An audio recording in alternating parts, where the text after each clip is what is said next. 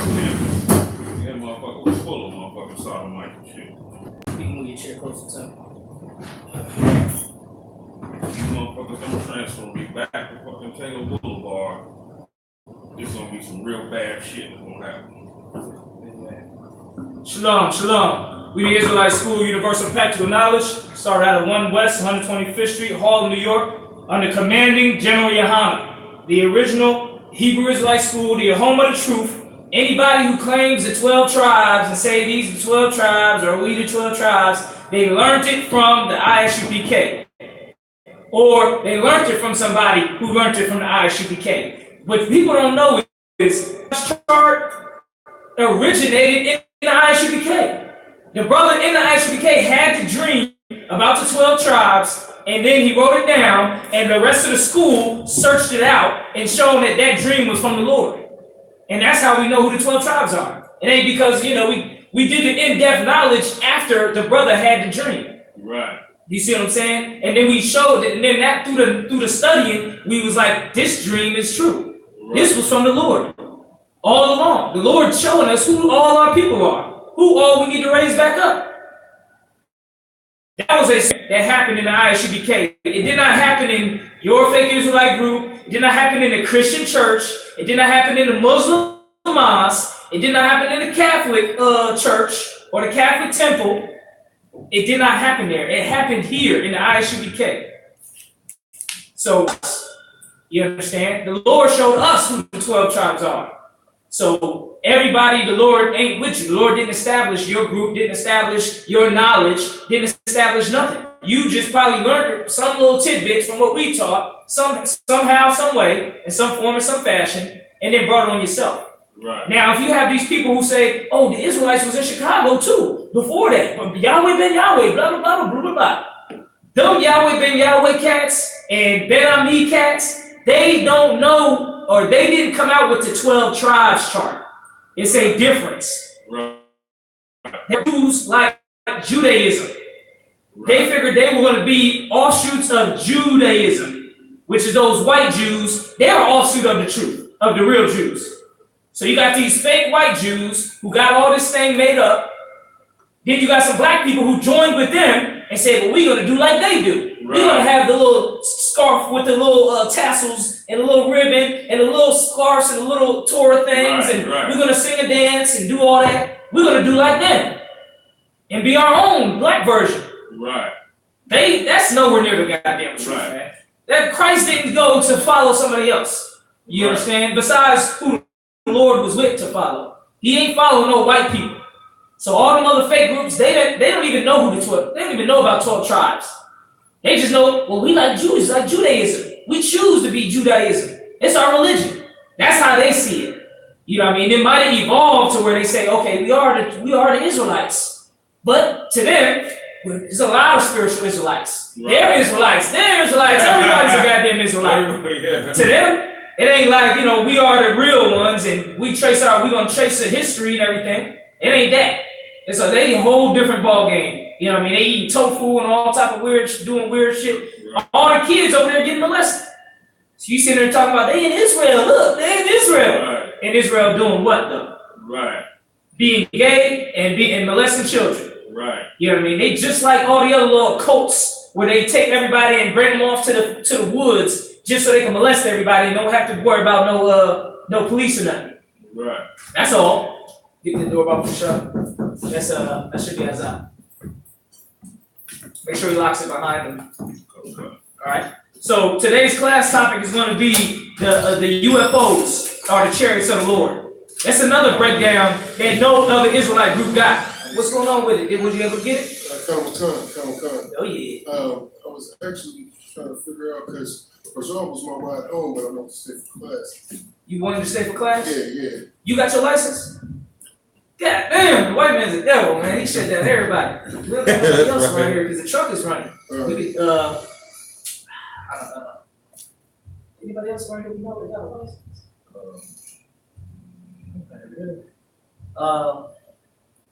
I don't mind catching the metro. We scrape up on some change. I got change for you for the metro, but class is over at 6:30. You gonna have enough time to get on it? Oh shit, I'm just catch a late bus, sir. That's fine. Let's do it that way. Okay, all right, let me go grab this real quick. I'll be right back. All right, no sign front. So, like I said, today's class is going to be the chariots of the Lord. The UFOs are chariots of the Lord. That's what people don't know. They think UFOs is like aliens. There ain't no goddamn aliens. The only aliens is the angels and the beings in the other dimension. It's called the fifth dimension. You understand? And that's the dimension where you have creatures in the heavenly beings. You got heavenly beings. They in the fifth dimension. You understand? They in a dimension that we can't see. Just like you can't see air. Air is something that will be considered in the fifth dimension. You can't see it. You can see what it does though. Right. You know what I mean? If you look through certain lenses, it can show you air.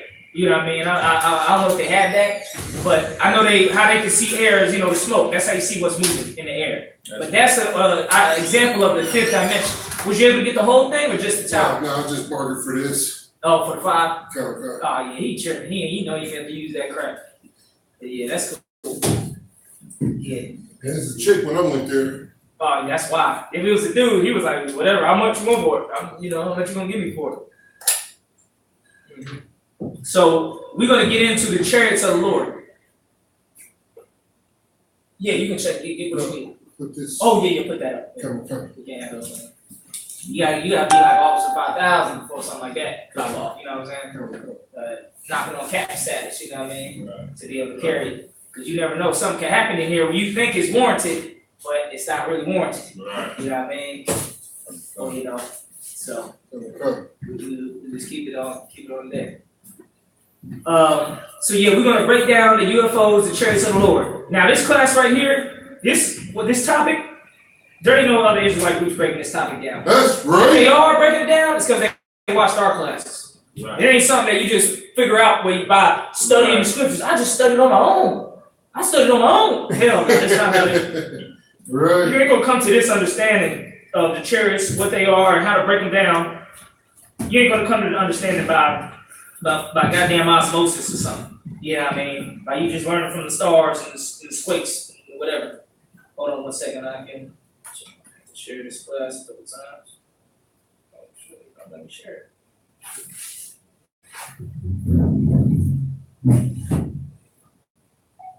Hold on 1 second.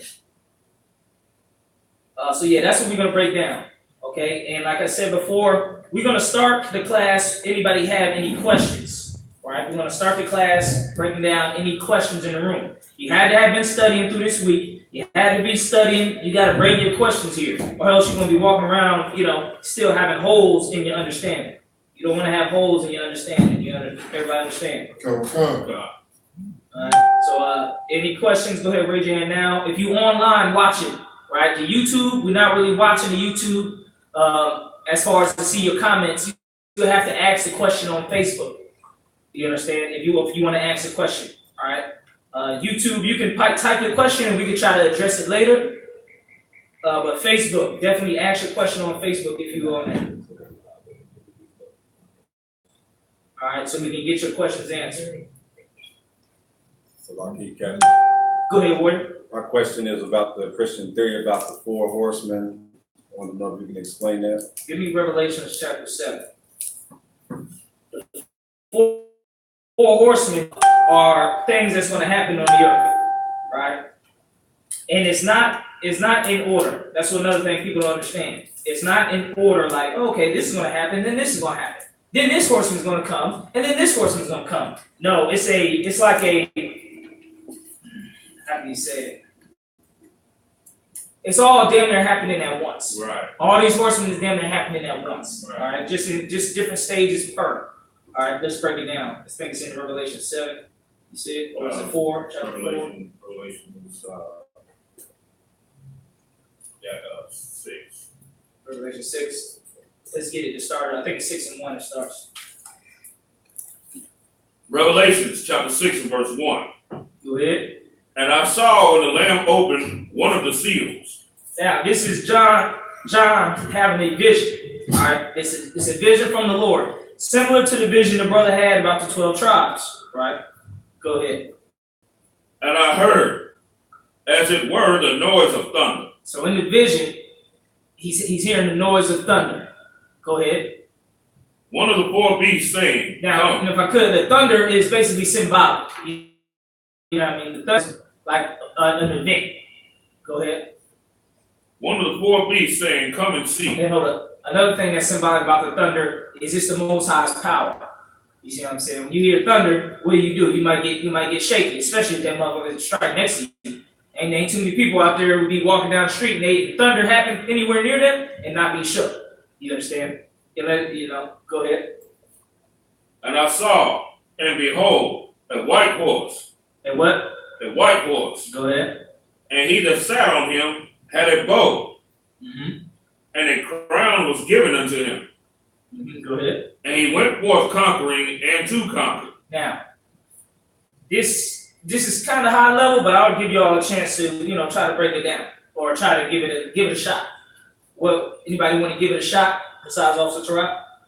Salaki. Go ahead. Could Officer Tarak, would you please read that again, sir?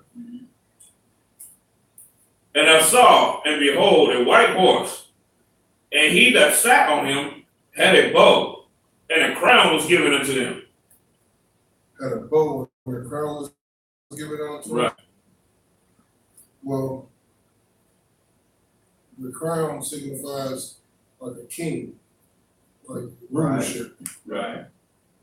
And the white horse and the bow, I'm not really sure how to break that part down now. So keep going, read a little more on it. And he went forth conquering and to conquer. Oh, This- shit. Oh, go ahead. Salaki. That's Christ. Yeah, right. That's the Christ, that's the Israelites. You know what I'm saying? That's the I.S.U.P.K. Right. The precept that is the Israelites in the I.S.U.P.K. You go to where it said, I filled the bow with Judah, and I filled the bow with Ephraim, and the bow was made of Judah. Right? Let me get that scripture for you. All right, this is how you know it's talking about, and that's how you know anything in the Bible. The Bible is always like a repeat. Things are repeating themselves. Like the wordage. It's precept upon precept, line upon line. So you can understand it that way. All right. So if this scripture is talking about a bow and arrow, where does it also talk about a bow and arrow? That has to do with going forth to conquer. And that's the scripture we want to pull. Hold on one second.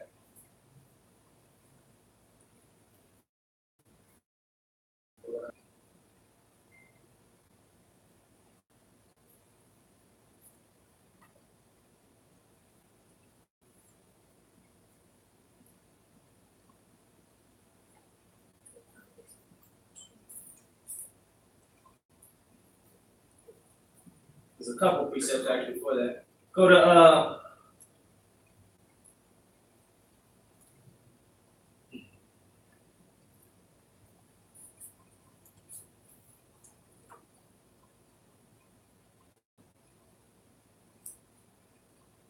to Zechariah 9 and 13. This is letting you know how that bow and arrow that it's talking about, that the man on the white horse is going to have, is Judah and Ephraim, is the 12 tribes of Israel. And then we're going to go forth to conquer and to conquer. That's what we're doing right now. We are conquering right now and going forth to conquer. Right now we're doing it spiritually. You know what I mean? Soon it's going to be physical. That's right. You know what I mean? But right now we're taking ground. How are we taking ground? What's the ground? The ground basically is, you got all these religions that so many people are a part of. Right. That so many Israelites are a part of. False doctrines, lies, deceit.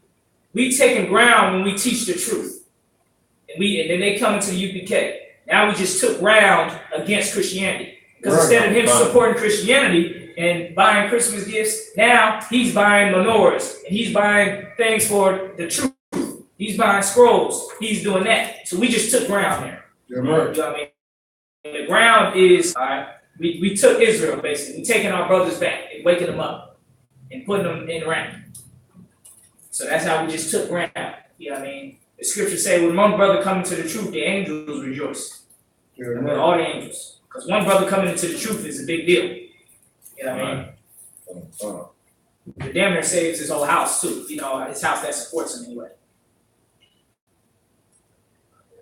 Go ahead and read that. Zechariah 9 and 13, whoever got it in the class. Book of Zechariah 9 and 13. When I have bent Judah for me, Slaki, filled with the bow with Ephraim. Filled with the what? Filled with the bow With the what? With Ephraim. No, you say with the bow again. With the what? With the bow. With the what? The bow. Read that scripture, Torah. And I saw, and behold, a white horse, and he that sat on him had a bow. Had a what? Had a bow. Had a what? A bow. Go ahead, read where you at. With Ephraim. So he had a bow of Judah, and the arrow was Ephraim, the northern tribes, the Hispanics, the Puerto Ricans, the Mexicans, and South Americans. And then the Negroes and Jamaicans and the Haitians is the bow. You know what I mean? It's just showing how we work together. That's all. That's right. Go ahead. And raised up thy sons, O Zion. And what it do? Raised up thy sons, O Zion. When the sons of Zion are raised up, they conquer. That's right. You know what I mean? They don't do nothing else. They don't just raise up and sit around. Oh, we raised up all 12 of Israel. Now they sitting around dancing and living in peace and unity. That's what these fake Israelite groups, they think that's what the kingdom is. Right. They think that's what they think the truth is. Right. Black people in the same room or in together, wearing little soft raiment, singing and dancing. Look at the Musical. the Christian church, the Muslims, all the fake Israelite groups. When you go to their gatherings, what the hell do you think they doing? Right. Goddamn concert singing.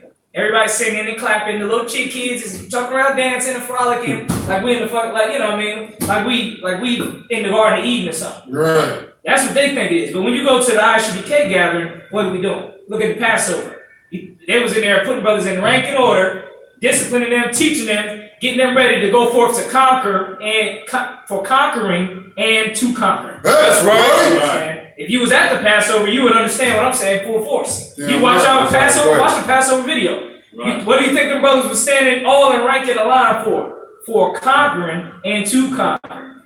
Yeah, That's right. what the white horseman is. The white horseman is the truth that the Lord, that's the spirit of the truth that the Lord put in the earth. I'm put the truth in the earth for Israel to raise up and to conquer and to go forth to conquer. That's right. And they're going to have a bow. The bow is the Israelites, the 12 tribes. And the man on the horse representing all Christ. And they're going to have crowns. That's what all that's talking about. Go ahead, read more on what you, finish the last Zechariah. We in Zechariah, what scripture we in? Somebody asked. Zechariah chapter 9, verse 13. Zechariah 9 and 13, whoever asked on EBK finesse that you asked online. Zechariah 9 and 13. We have 15 Filled with the bow with Ephraim, and rise up thy sons, O Zion, against thy sons, O Greece. That's how you know when you raise up the sons of Israel, it's raised up for war. That's right. Because it lets you know in the next part. It say he rose the sons of Zion up to go against, what did it say? Against thy sons, O Greece. To go against the sons of Greece. To go against the sons of the Greeks. Who the hell are the sons of the Greeks? This is a cut that lets you know the white man can't be saved. That's right. Because God is raising up the Israelites, the sons of Zion, to fight the Greeks. Right. That's right. So how the Greeks gonna get saved when the God is raising up a people to tear them down, to take them down? Right. That's right. So what part of them gonna be saved? Right. If God is writing about in the Bible, how they gonna get taken down by his people he raising up? Go ahead. This is a heavy scripture. And you know, people can sit there and try to deny all day long that Esau is a white man, but you can't sit there and deny that the Greeks were white people. Right. You can't deny that. That's secular history also, Greco-Roman society. Who dominated that? White people. Right. The white people were the Greco-Romans. They were Greece and they were Rome. Right. You see what I'm saying? They were pretty much meshed together. There's our family. Right. You know what I'm saying? Like Judah and Israel family. We come together to make up Israel. Yeah. They came together to make up, you know what I'm saying, Greece and Rome. Right. So, and then it precepts within the New Testament, the sons of Zion is against the Romans. Yeah, right. You know what I mean? Christ was against the Romans. He was speaking against the Romans. They went in league. Now, go ahead, give me more on that, Zechariah. In the 13, and made thee as the sword of a mighty man. And made thee as the what? A sword as the mighty, and made thee as the sword of a mighty man. Oh, so they're going to be as a weapon of a mighty man. That's Read right. one more time with the Revelations and the horse. And I saw, and behold, a white horse, and he that sat on him had a bow, Go ahead. and a crown was given unto him. That's a mighty man. That's the one that's talking about there. Read more in Revelations. And he went forth conquering and to conquer. Right. Sons of Zion against the sons of Greeks, the white man. That's the only thing left to conquer. Yeah, If we go right. take over the Japanese, it don't matter because the white man is over the Japanese. Right. So that means we ain't took down nothing. Yeah, You know what I mean? We right. took down the Japs, but then the white man, we gotta deal with him. Right. You see what I'm saying? When Christ returns, of course. Don't get twisted. When Christ returns. Right. Go ahead. Revelations. And when he had opened the second seal, I heard the second beast say, Come and see. Now, this is more of the dream. You understand?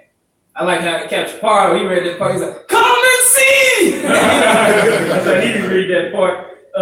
But yeah, so now it's more of the dream, right? So that's the first section of the dream of the white horseman. That's the truth. The children of Israel raising up the 12 tribes, Judah and Ephraim, to conquer and to go forth to conquer. And it tells you in the precept against the Greeks. Yeah, right. Go ahead. You got something to bring up? No, that was red. Oh, okay. And there went out another horse that was red. Now, it's a second. Now, this is another thing that's going to go on. All right, go ahead. And power was given to him that sat thereon to take peace from the earth.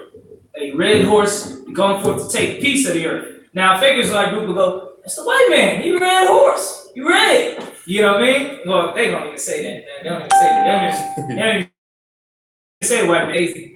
They saying that they somewhere saying the white man is Japhet. Right. You know what I Right. mean? The most powerful kingdom on the earth that's persecuting Right. Israelites is Japhet. Right. What scripture is that? No scriptural basis at all. Oh, Japhet had Israel in slavery for 400 years. Right. What scripture is that? Right. What It says we're going to be in slavery in Egypt again for 400 years. This is Egypt. Look at the dollar. What's on it? Right. A pyramid. Look at the Washington Monument. What's on it? It's sitting down like the Pharaoh. It's the obelisks like in Egypt. Right. That's right. The founders of this country were, what were they, Egyptologists or Masons, whatever? All masonry is based off of Egypt. Right. It's based off the study of Egypt Right. and how Egypt got great. And how did Egypt get great? By enslaving the Israelites. Right. If you go to the parliament, if you read any of their real records, which they won't let you read, they'll talk about the Israelites. Right. They'll talk about Egypt, and they enslaved the Israelites, and we need to enslave the Israelites because it's God's destiny, it manifest destiny. It's our destiny to do it. Right. That's what it says in their records. It says all about this in the Bible in the white man's records. He stole our records. Yeah, something you want to bring up? No. Let's get more on that. And power was given to him that sat thereon to take peace from the earth. This is a spirit in the earth.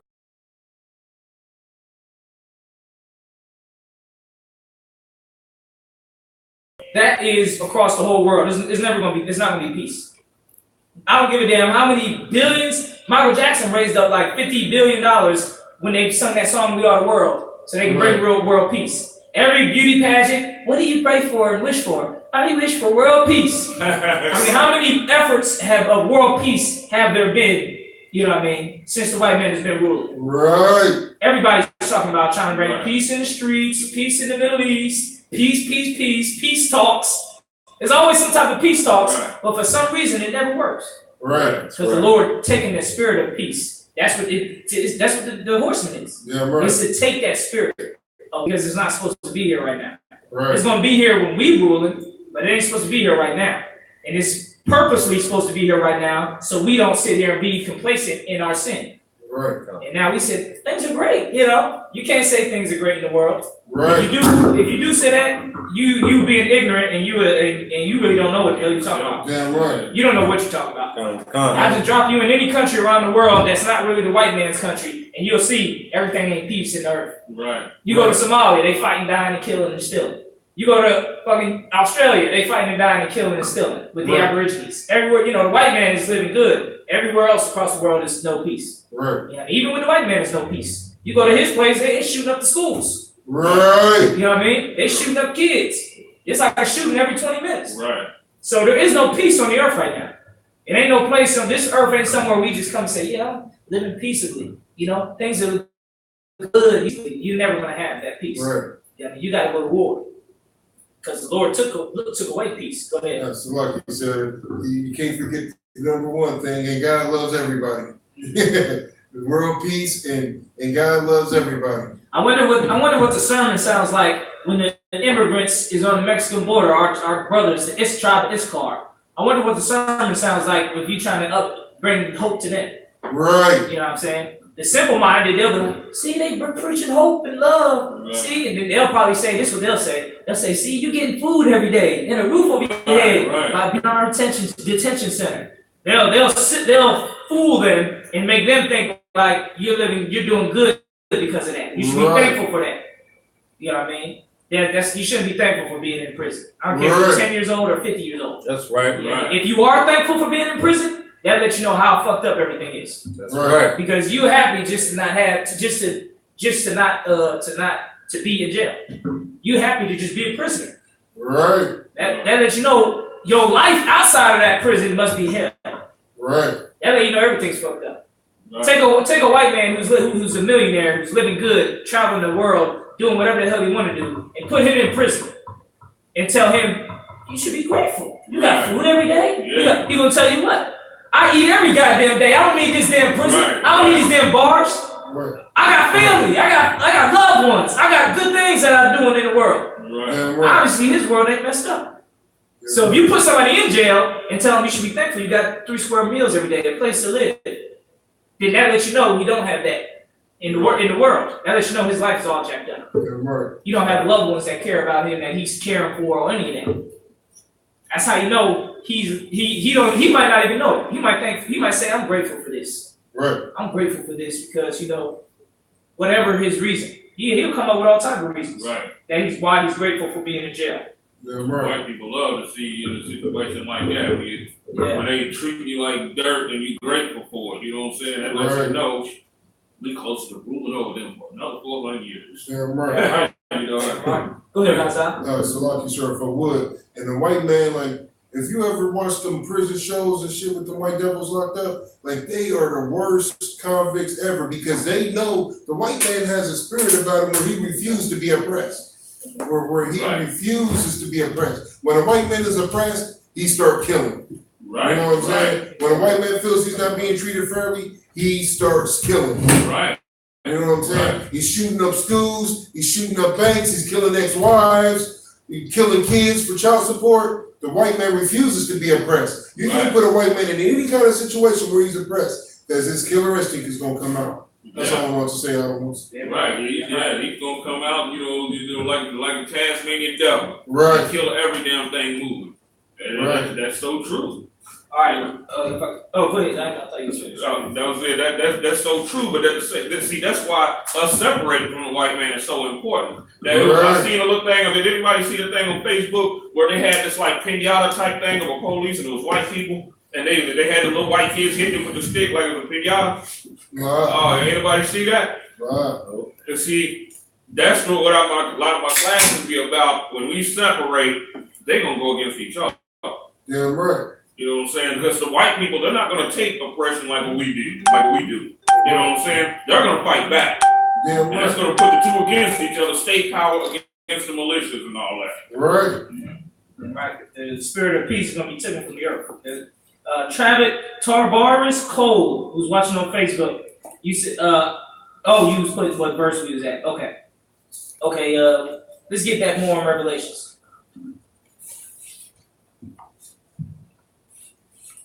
And power was given to him that sat thereon to take peace from the earth, and that they should kill one another, and there was given unto him a great sword. Okay. Right. It said power was given on him to take peace from the earth, right? And it was given him a great sword.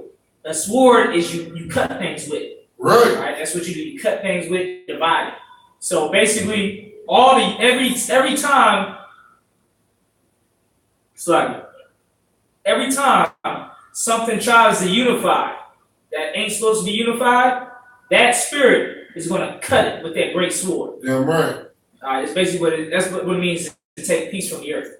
You know what I mean? Peace is, I have peace between us and those neighbors over there. It's peace. All right? It's a connection. You know what I mean? I ain't got a mutual connection. I'm not going to harm you. You're not going to harm us. We're going to show you love. You're going to show us love. That great sword that the spirit has is to cut it every time that tries to create itself across the earth. All right? When North Korea and America goes to talk, to make a connection, to make peace, that angel is going to come in that room and he's going to cut it with a great sword. Damn right. And you know, they're going to go back at war. Right. They're going to be back at war. Every peace treaty that the white man has ever made, he broke. Damn right. You know what I mean? That letting you know there ain't going to be no peace on earth. Because the white man is the one who's in charge. Right. All right. So if he's the man who's in charge, so is the people. So if you know everybody's following behind the white man, you're going to be a backstabbing dude like the white man. Right. The only place there's going to be peace is between the 12 tribes. Yeah, right. That's why the verse before that it said the bow. That bow is filled with Judah and Ephraim. All right, and even then we're not going to have peace with the other nations. We're going to be. That's a war stance. Yeah, right. Go ahead and say something right now. Yeah. Yeah. Like say for instance, the European Union. You know what I'm saying? The European Union was established to stop white people from killing each other. Right. You know what I'm saying? But now what's happening with it now? Lasts for a little second, but now they break it up. Right. And everybody got to pick a side now. Right. You see what I'm saying? Go ahead. That's lucky, sir, and that's a heavy point. And that they try to sweep under the rug. The white devil tries to sweep under the rug. What's going over there in Britain? Like they're assassinating government officials over there. You know what I'm saying? Them devils ain't playing with each other. They're killing whoever's not in agreement with putting Britons on top, with putting that nation on top. They killing. Right. You know what I'm saying? That's white on white crime. We gotta do something about that white on white crime. Right. Just like Georgia was forced a few years back, was forced to side with Russia. I seen that coming. You know, remember there was a big thing about that, where they was talking about Russia, you know, talking with Georgia and all that. You know, and about, you know, what side they're going to take and all this, because Georgia at one time was an ally of America. Right. You know what I'm saying? But now they have to break that. No, they was neutral. They was trying to be neutral. Right. Which is, you know, that damn sure wasn't going to work. This time they was trying to be neutral. You know what I'm saying? But they was forced to pick a side. Let's get more into Revelations. Breaking down Revelations chapter 6, verse 1, the 4 horses. Go ahead. And that they should kill one another. What's going to happen on the earth? They should kill one another. So, we know this is what's going to happen. This is the benefit of being in the I.S.U.P.K. Right? This is the benefit of being in the truth. You know the future. Right?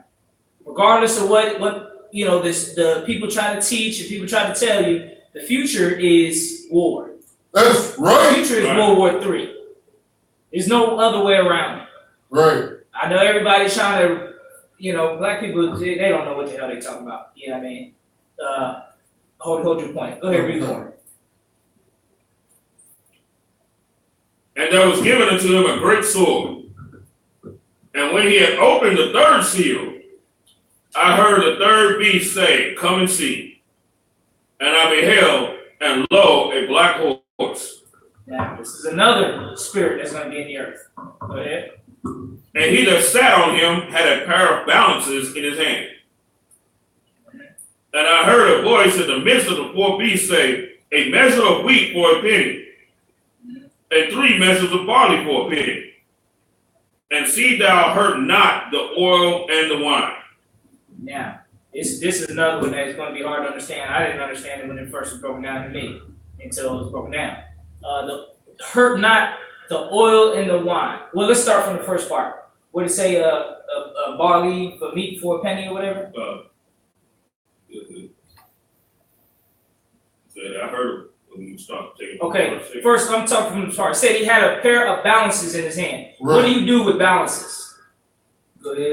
You weigh, you judge with them, like trying to see if the profit, trying to make profit. Like when the two balances, like you're gonna weigh one thing on one side and weigh one thing on the other and get it to be even.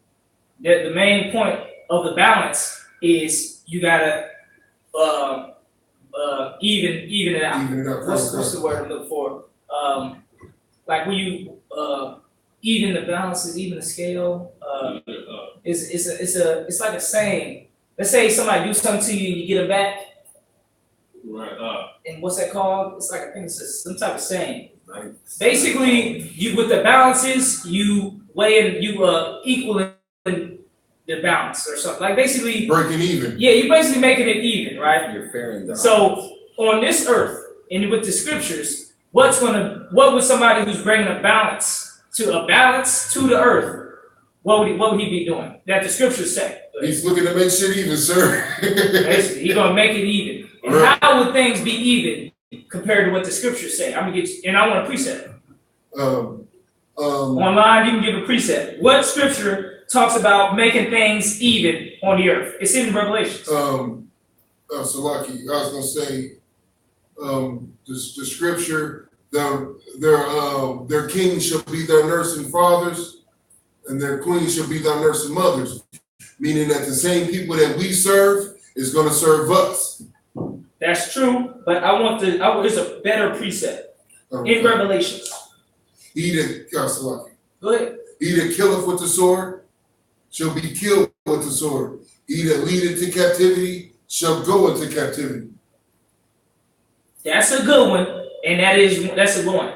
But there's one even better, even more on point. Okay. That one is one. There's another one. Go to Revelations 18:6. Come. Now this is a perfect one about evening the balances, because this is the way the Lord is going to even the balances. Because the Lord, he got his own way of making it even. He don't do it like you. You might think, okay, you did this, so I'm gonna do this exactly right back to you. The Lord is deeper than that. You understand? The Lord will say, okay, well, you did that, and it caused this much damage more, and I don't like, and you were evil intent with it, malintent. That's what you also take that into account. Right. You know what I mean? Malintent, the spirit behind it. For example, if a guy steals your car, that's one thing, right? If he steals your car so he can drive around and wreak havoc and murder people. You got another guy who stole your car because he had an emergency where his wife was being murdered and he had to steal the car so he can get there to save her. Right. You'll punish them two dudes differently, even though they did the same crime. You'll say, okay, well, he was doing that on an emergency situation and it was wrong, but you know what I mean, the spirit behind it was a certain way. We'll judge this matter like that. You'll still have to pay, right? But you'll get some type of leniency because it's the same with murders. Right. You got murder where you kill somebody by accident, and then you got a murder where you thought it out for 2 weeks. Right. Right. And you hired an assassin to kill him because you can get the insurance money. Right. One person will get more time than the other. Right. One is called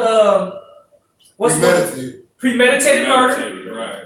First degree murder. That's the worst kind. You're gonna get 25 to life off top. Right. And then you got manslaughter, where you sticking for your cell phone and your car swerved and you ran over somebody and killed them. Right. You might get 15 years or 10 years for being negligent.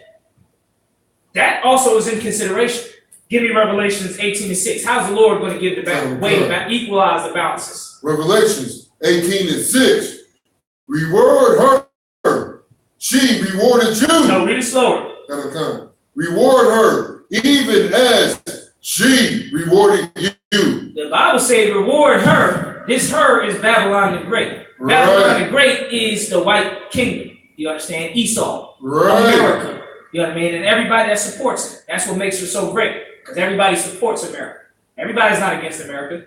All the nations that support America makes Babylon the Great. Right. Because Babylon the Great is also referred to as a whore that everybody gets in. Right. Everybody gets some of it, America. The Asians, Chinese, Japanese. You go to America, everybody's here. Right. But if you go to China, it's only Chinese people. Right. Where's the Arabs? Where's the Africans? You got a store every neighborhood. But America, you have that. You got Polish people, Italian people, Irish people, African people. It's every race. Damn right. You understand? But every race, who they kicking out?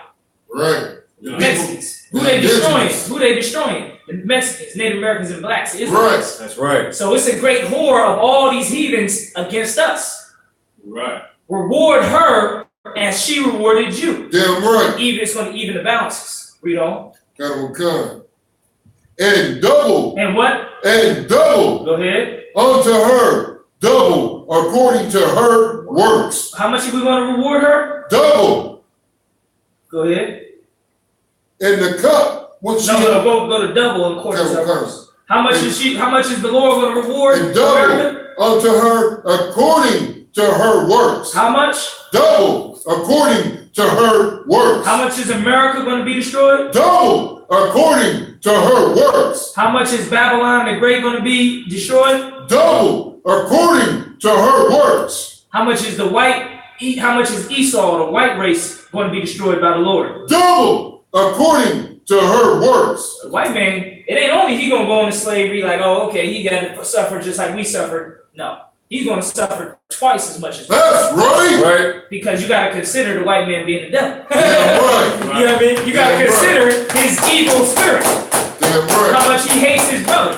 You got to consider how evil his intent was. Damn right. How premeditated it was. Right. You understand? He didn't just do it by accident. Like we went to a new land and the indigenous people started getting diseases, so we just decided to help them, but they had to work for us. You know, it didn't happen like that. Right. He went there and gave them more diseases. Right. He seen that they were susceptible to smallpox. He gave them blankets with smallpox. Right. And then he seen how they was destroyed. Then he furthered the destruction by killing them and making them die and bringing them back to Europe. It wasn't like a thing where it just so-called happened when we was trying to be our kingdom. Right. They went purposely to find the Israelites. That's right. And destroy them. Right. So that's first degree murder. Damn right. You get more than somebody who just did it by circumstance. Go ahead. Right. And that's a powerful point right there, because you don't sit there and sail 4 months across the damn Atlantic without knowing where the hell you're going. Right. You see what I'm saying? You know, who would do that? That's stupid as hell. Just to set sail. You know what I'm saying? Right. Not knowing if anything's even on the other side. You know what I'm saying? Just go out to the water, right? Right. Run out of supplies, and then you're just out there in the water. Go ahead. So like you said, if I would, the white man is such a goddamn devil. Like he's tried to distort history every which way. When he knew what the earth was about, because the white man had the goddamn Bible. You know what I'm saying? Exactly. So he knew exactly where he was going, exactly who he was looking for. And that movie, 1492. Anybody ever seen that? Wow. When they was in that cave, you know, and he asked the old dude asked the young dude, he was actually Christopher Columbus. And he's like, how do you know about this place? He said, well, such and such. He named a couple of sources. He said the prophet Ezra. And then he said, is it Ezra a Jew? And that's exactly where you find it at. Right. You know what I'm saying? Right in the writings of Ezra. Damn right. That's how they knew that the Israelites was in a land that no man was at. Damn There right. was more land out there. That's what we were searching out to go find. Damn right. To go see. All right. It wasn't just something. They tried to make it like he was just sailing and stumbled across. Yeah. Right. He stumbled across all the Israelites and started killing them and putting them in slavery. Right. He was a slave trader before that. Right. The white man always dealt in slaves. You know what I mean? Even till to this day, he deals in slaves. Right. You understand? Right. So he didn't. It wasn't no. Why would the white man try to make it seem like that? Right. Who can answer me that? If I'm the white race, why would I try to make it like we just stumbled across America and then we just stumbled upon killing all these people and everything? Go ahead. Because, like the scripture said, the possessors slay them and hold themselves not accountable. Yes, it's and it's mainly like I said, the intent.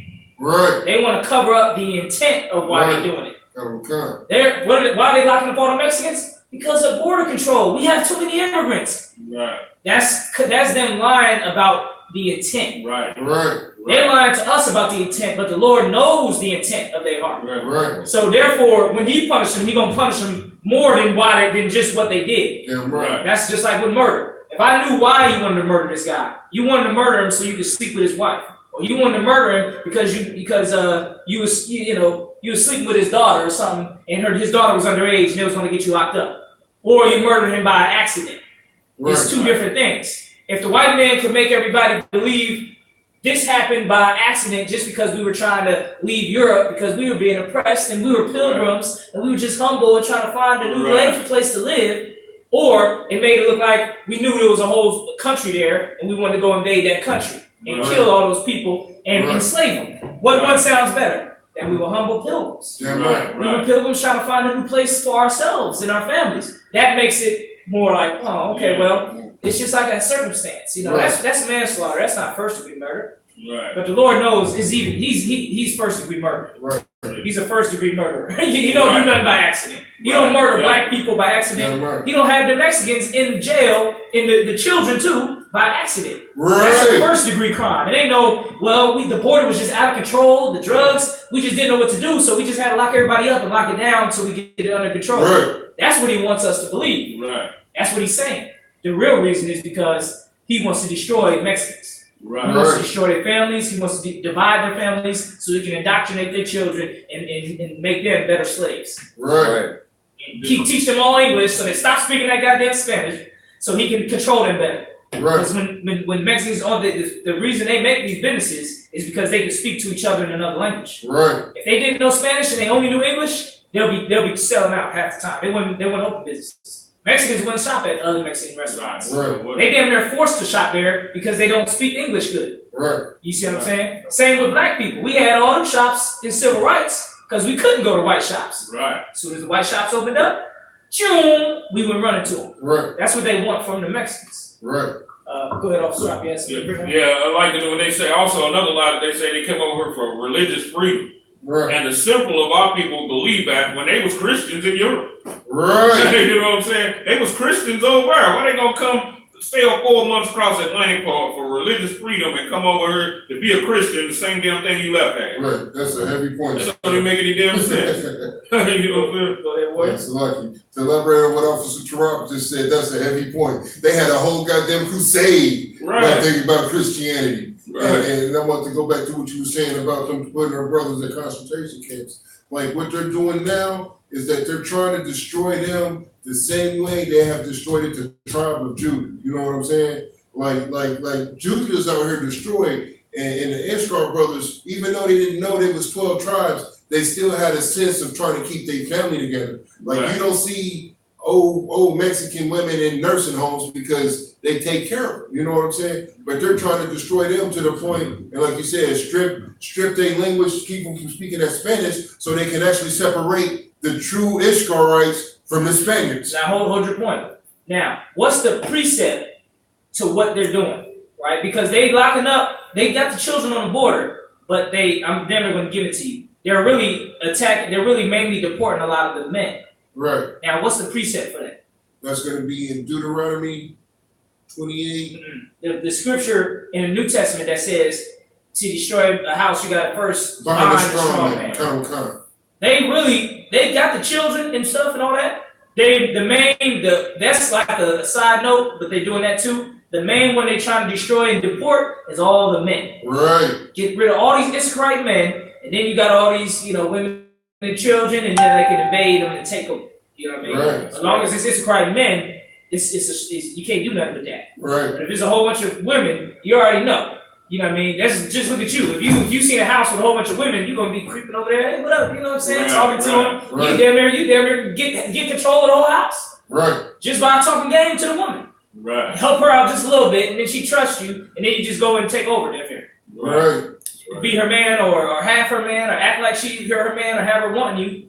That's that. But if there's 10 dudes over there that live there too, you're just gonna be like, hey, what up? You know what I mean? You ain't gonna go over there and start trying to holler at all the women over there. Right. You know what I mean? Right. That's the same. The white man feels is the same way. That's right. He's like, well, I don't want to go over there with all the men. Right. It might be a problem. If something go down and if we go to ground, I can end up on the losing side. Right. They ain't worried about, if something go down about these women. Right. Yeah, you think they ain't gonna be scared of a Mexican woman pulling out a little piece and blowing their head off? They ain't worried about that. They just talk smooth to that. Right. But they know a man, he gonna be, nah, you can't come in here right now. We're busy. You know what I mean? All that. Because, that's how you bind the house. By taking a strong man. Okay. Let's get back to Revelations on the horseman. All right. Let's finish this. Then we're going to get to the topic about the chariots of the Lord being the UFOs. We're breaking down the 4 horsemen of Revelations. Right. And when he had opened the 4th seal, I heard the voice of the 4th beast saying, "Come and see." And I looked, and behold, a pale horse. And his name that sat on him was Death. Was what? Death. Now, this is another spirit in the earth. It's the pale horse spirit, or whatever, the spirit of death. Go ahead. And hell followed with him. And what? And hell followed with him. Who can break that down? Death is coming, and hell followed with death. Knowing you gotta know the UPK breakdowns to not go Christian with this. Any more in that scripture as far as help, death and help? Go ahead. Go ahead. Hold up, Isaiah. Go ahead. And power was given unto them over the 4th part of the earth, to kill with the sword, and with hunger. No. Yeah, we gotta break it down. What it means when it says that the spirit of death came and then hell followed after? Like we was going over in the other scriptures. I'll just paraphrase. Like, he who leads to captivity must go. He that killeth with the sword shall be killed with the sword. In hell, in the same conditions that we living in, it's going to be the same conditions they living in. Yeah, that's basically what it is. Oh, but you kind of went ahead. Before that, hell is going to be on earth. Right. When World War III gets here, it's basically going to be hell on earth. Death is going to be here. People are going to be dying. What happened in World War I and World War II? Who knows the death count? What's around the death count of those wars? Oh, I got you another right now. What's the death count around World War I? Look it up on your phone. This is what you need to do. You need to make this a habit. Look up on your phone to know stuff for sure what's happening. Even if you're in a battle. If somebody's saying some fact about something and you want to call it and you know it's bullshit, tell them, okay, let me Google it. What was the death count on World War I and World War II? Yeah, somewhere around 40 million. World War II fatality statistics vary, with estimates of total deaths ranging from 50 million to more than 80 million. So how many? The higher figure of over 80 million. 80 million. Over 80 million. World War I and World War II deaths related to those. So that's 80 million to 80 million, probably to 100 million, because they don't count some of them. They mainly count white people. Right. They ain't counting everybody else they murdered. Right. You know what I mean? Now, how many black people got killed during that time? Right. They ain't counting that. Right. Go ahead. The fact that they dropped their bombs, they ain't counting that. They got an estimate. They had war in Africa too. World War I and World War II, they was fighting in Africa too. Right. They ain't counting the little Africans they sent out to fight. Or killed, or in villages they killed. Go ahead. So like if I would, like Officer Tarap said earlier, other countries and other people were trying to be neutral. They was forced to fight.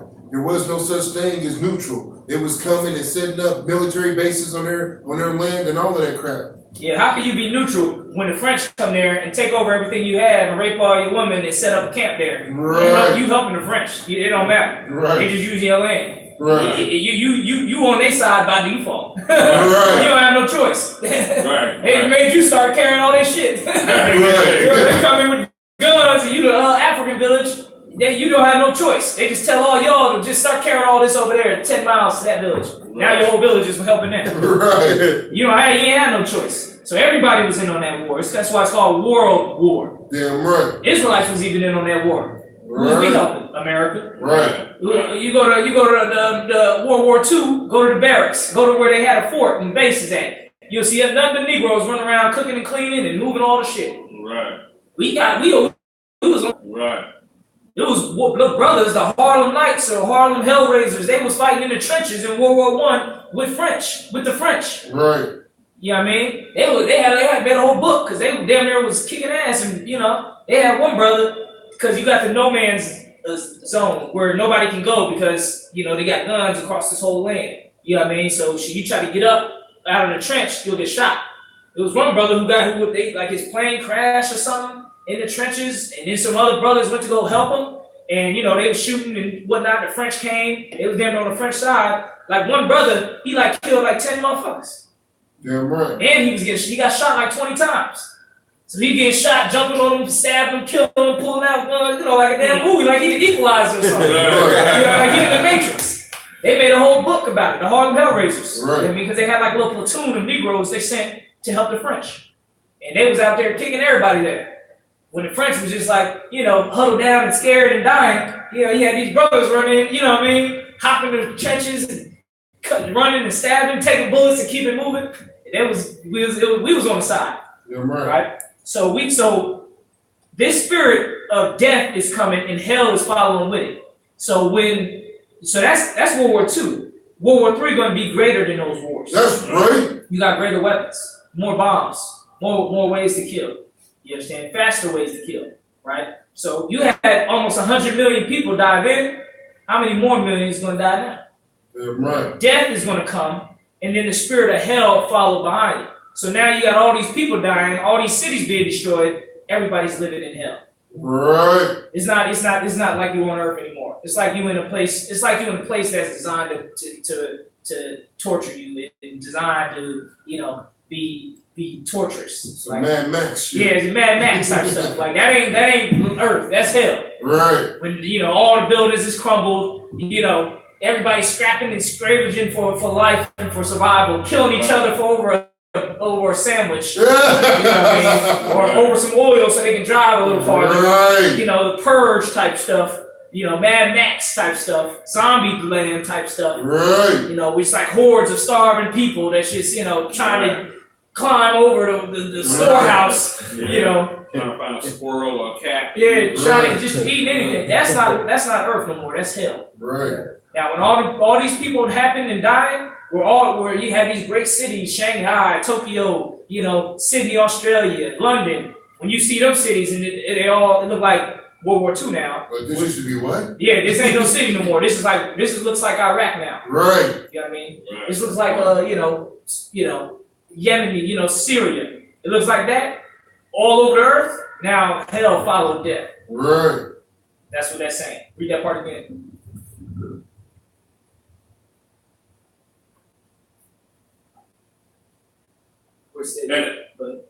And I looked, and behold, a pale horse, and his name that sat on him was Death, and hell followed with him. And power was given unto them over the 4 part of the earth. How many parts of the earth is there? 4, sir. 4. Basically saying it's going to be all over the world. That's why all these fake Israelite groups will say, we need to leave. We need to flee Babylon. We need to go to Syria. We need to go to Egypt. We need to go to London. We need to go to the woods of South Africa. Right. It's going to be everywhere. Damn right. And it's already everywhere. You ain't going to escape the Lord's judgment no matter where you at. Go ahead. If I could, the best bet ain't to try to escape the Lord's judgment. Is to please the Lord so he don't judge you. That's right. He don't judge you negatively, he judge you righteously and reward you. That's the way to do it, no matter where the hell you at. Damn right. Go ahead.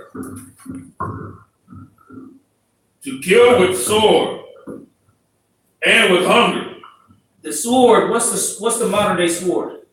Gun, sir. So now he's got people, death is going to be people dying with guns. Right. There's going to be a lot of people dying with guns. That's what it means to kill with sword. This spirit is going to give the spirit of people getting shot up. Right. You know what I mean? War. Go ahead. And with death. Wait, put the second part with hunger. Okay. And with hunger. A lot of people are going to die with hunger. You understand? That's why it's important for us to come together. This goes right into the topic of the chariots. Right. Because the only way you're going to be able to get on the chariots and the Lord is going to take us and do what we got to do. What we got to do in the wilderness is you got to be in I.S.U.P.K. Damn You know what I right. mean? You got to be in the truth. Damn right. That's how we're going to, when the chariots come, we're going to be taken on the chariots and brought to the wilderness to put our army together, put all the brothers together. Damn There's right. also going to be people that didn't know the truth and, in bumfuck anywhere. That's an Israelite that the Lord chose to have mercy on. He's going to be in the wilderness with us. Damn right. And he got to do what? He got to get down to classes and be raised up and know it because he ain't going to know what's going on in the wilderness. Right. That's in the book of Esdras. So while this is happening across the world, we're going to be getting on the chariots. And the only way, don't think, you're going to just sneak in. Oh, look, all the brothers getting on chariots. Let me just walk with them. Nah, it ain't going to happen like that. Angel wants to say, going to chop your head off before you get a chance. That's right. You know what I mean? It ain't going to be just anybody get on a chariot. Shit, most people going to be running when the chariots come. They're going to be running for their life when they see chariots. Oh my God! The only people going to know what the hell the chariot is the brothers in the truth. And the brothers who don't know what's going on, they just going to get taken up and they ain't going to know. Right? Go ahead. And with death, and with the beasts of the earth. Who's the beasts of the earth? The white man was. And when he had opened the fifth seal, I saw under the altar the souls of them that were slain for the word. Wait, that's another seal. Hold on. So now,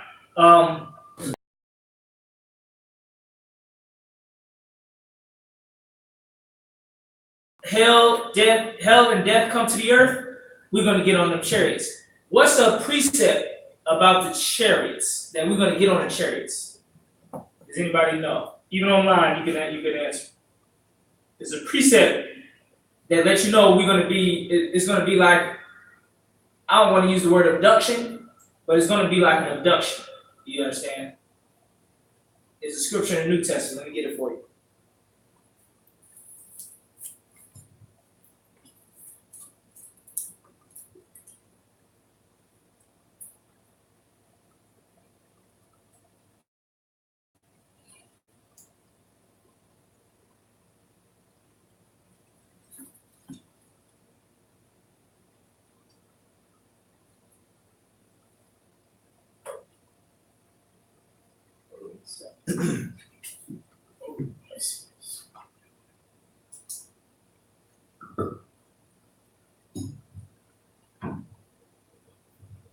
Hold on one sec.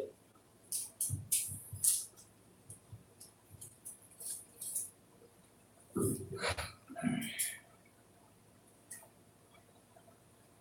white man is the devil, the Bible speaks of.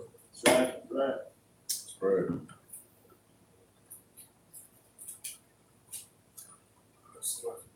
Go to Matthew 24 and 40. Matthew, what, sir? 24 and 40. Okay. This is a precept that lets you know the chariots is going to come and rescue us from this hell. Rescue the brothers in the I.S.U.P.K, the brothers and sisters in the I.S.U.P.K. You understand? If you're not in the I.S.U.P.K, you ain't enduring to the end. Ain't no telling what's going to happen with you. Ain't no telling. Lord be with you. I'll shoot the sisters on the damn chat had the precept too. What are you talking about, sis? Ashanti Jules.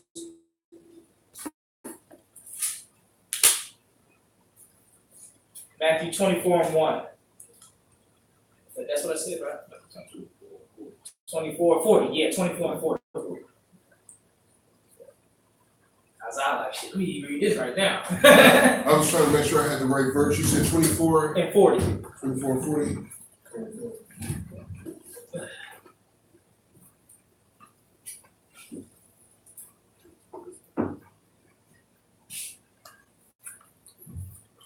Akim have it. Go. No.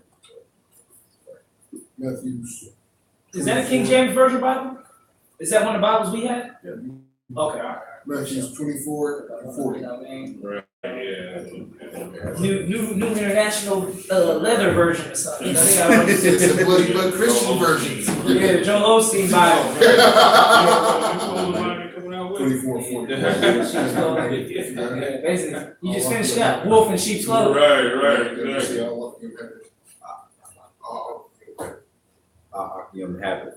Right, let's get it. Matthew 24 and 40. The chariots is going to pick us up to get us out of this hell.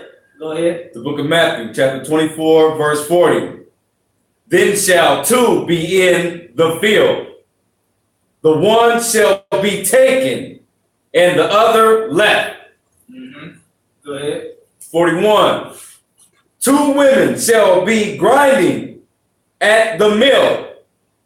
The one shall be taken, and the other left. Right. Keep One more. Yep, go ahead. 42. Watch, therefore, for ye know not what hour your Lord doeth come. That's right. What does it mean to watch? Because you don't know what time Christ is going to return. This is a scripture for people in the truth. Go ahead. Salaki, sir. It means to, you know what I'm saying, hold fast to these laws, statutes, and commandments, and always do the work of the Most High no matter what, because you don't know when He's coming. It's good, but I want you to bring it to like reality. Bring it to reality. Like what do we do? What does it mean like to really do it? Like to go into these highways and byways, to be UPK, sir. Basically, You know what I'm saying? that's what it is. I'll break it down a little like more on the point. For example, this is a way you can take it in real life. Let's say you in a army in a war or whatever, right? Or you in a battle, some type of battle, right?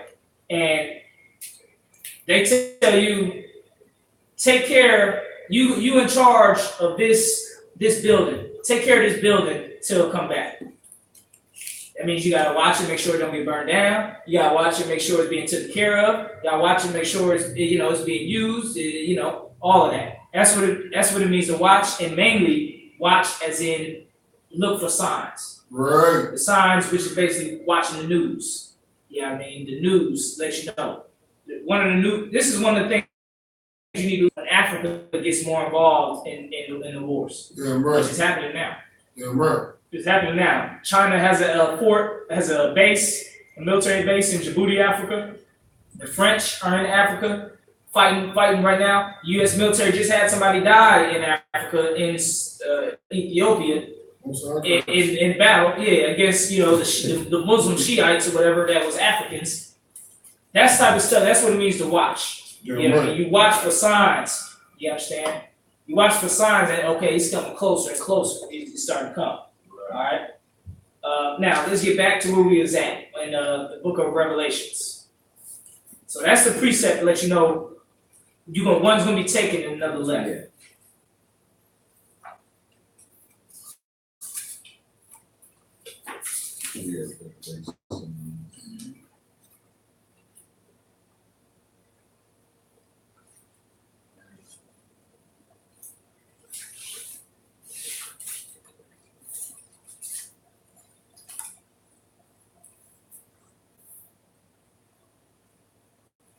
Revelations, I think we have 6 and something. 6 and 9. Go ahead. Revelations chapter 6 and verse 9. And when he had opened the fifth seal, I saw under the altar the souls of them that were slain for the word of God and for the testimony which they held. Mm-hmm. This is talking about the Israelites. All right, read that part again. And when he had opened the fifth seal, I saw under the altar the souls of them that were slain for the word of God and for the testimony which they held. Read more. Is that it on that? That's the end of the chapter. Go ahead. And they cried with a loud voice, saying, How long, O Lord, holy and true, dost thou not judge and avenge our blood on them that dwell on the earth? Where's the Lord going to avenge the blood on them that dwell on the earth? Yeah, we're talking about the white man. Go ahead. Also, too, this is a cut to the Christians, which talk about, only forgive. You just got to keep it. Well, why ain't these people forgiving this? Right. Why aren't they forgiving the people that slain them on the earth? Right. You know what I'm saying? And you'd be to tell me they're not good Christians, right? They're not good, they're not people of the Lord. That's a good point. You know what I'm saying? Yeah, right. Heavy point. Heavy point. Read more. And white robes were given unto every one of them, and it was said unto them. Now, the white robes is when you got the ability to come into the truth. Right. You understand? Now, if you spot it, then that's on you. If you don't come into the truth and do what you're supposed to do and follow orders, that's on you. I mean, you just dirty your own garment, and when only the one garments is going to be allowed in. So, go ahead anymore. That they should rest yet for a little season until their fellow servants also and their brethren that should be killed as they were should be fulfilled. I ain't talking about killed as in we all about to die. It's talking about killed as you killed the old man. You understand? You killed the old man that you used to be. All right? Right. That's how all of them be fulfilled. Now, we're going to get into the chariots. Right? Go to Zechariah 5:1. Zechariah 5:1. And Trooper Isaiah, I need a paper and pencil so I can draw. Officer, sir. What did I say? You call me trooper. Oh, so I think, boy. Officer 500. You sure get that right? Yeah, I worked hard for that, sir. Almost uncrossed. Damn right. I feel it. What do you need out of I need a paper and pencil. Kind of kind. Officer. Can I get the key next door? I know. No, I got a pen. I need a piece of paper. Fresh paper. Fresh piece of paper. We got that somewhere around here. Lock the cap. What was that verse again? Zechariah 5. Nah, I need a big piece of paper. Yeah, let me use that notebook. Zechariah 5:1. We're going to get into the chariots that's going to take us up. Because you got all these people on the internet, they show a picture of some little dot in the sky talking about, this is a chariot. I see a chariot. They see some little fly, some little dot in the sky. Oh, this is the chariots of the Lord. They coming. Oh, thank the Lord. No. When you see a chariot, you're going to know it's a chariot. You understand? If you record a chariot on your phone, everybody gonna know that's a chariot. Yeah. And I'm gonna give you the ways that you would know it's a chariot. And there ain't gonna be no some dot far off in the sky that's moving around. That's a chariot. Oh God is coming. No, that's not a chariot. That's a damn mark, a little blimp on your phone screen. That's all that is. There's a little gnat that's flying around your phone. A little lightning bug. There's a lightning ball up in the background. Talking about it's a chariot of the Lord. Sure. Right now, ain't no little dot. All right. They're around 5:1. Yep. Now you only gonna get this breakdown in the I.S.U.P.K. I'm gonna That's say that right. If you see next week a fake Israelite group breaking this down, it's because they was in this class. Right. Or they looked up some of our other classes or something, you know what I mean? Or they was in this class and wrote down all the notes, wrote down the scriptures, and here they come, we are in this group, and we're gonna break down for you the chariots of the Lord. Where's some scriptures at that the U.P.K. brothers broke down? Yeah. Where we put that at? Yeah. Go ahead and grab that. They won't even admit where they even got it from. Right. You know what I'm saying? They be so prideful with it. They act like it comes straight from them. Right. Everything I'm teaching y'all is stuff I taught. Questions I asked in class. You understand? From a brother. And then that brother got it learned in class. Right. You know what I mean? This ain't no this old making up shit. Let's get it. Zechariah 5:1. Let's read. Look, exactly. Flying roll. What's the roll? Flying roll. Something like I don't want to give it to you because you're still looking it up. Go ahead, keep looking. yeah, he's gonna give me one shot, sir. Let's go. Lock the house. Cap.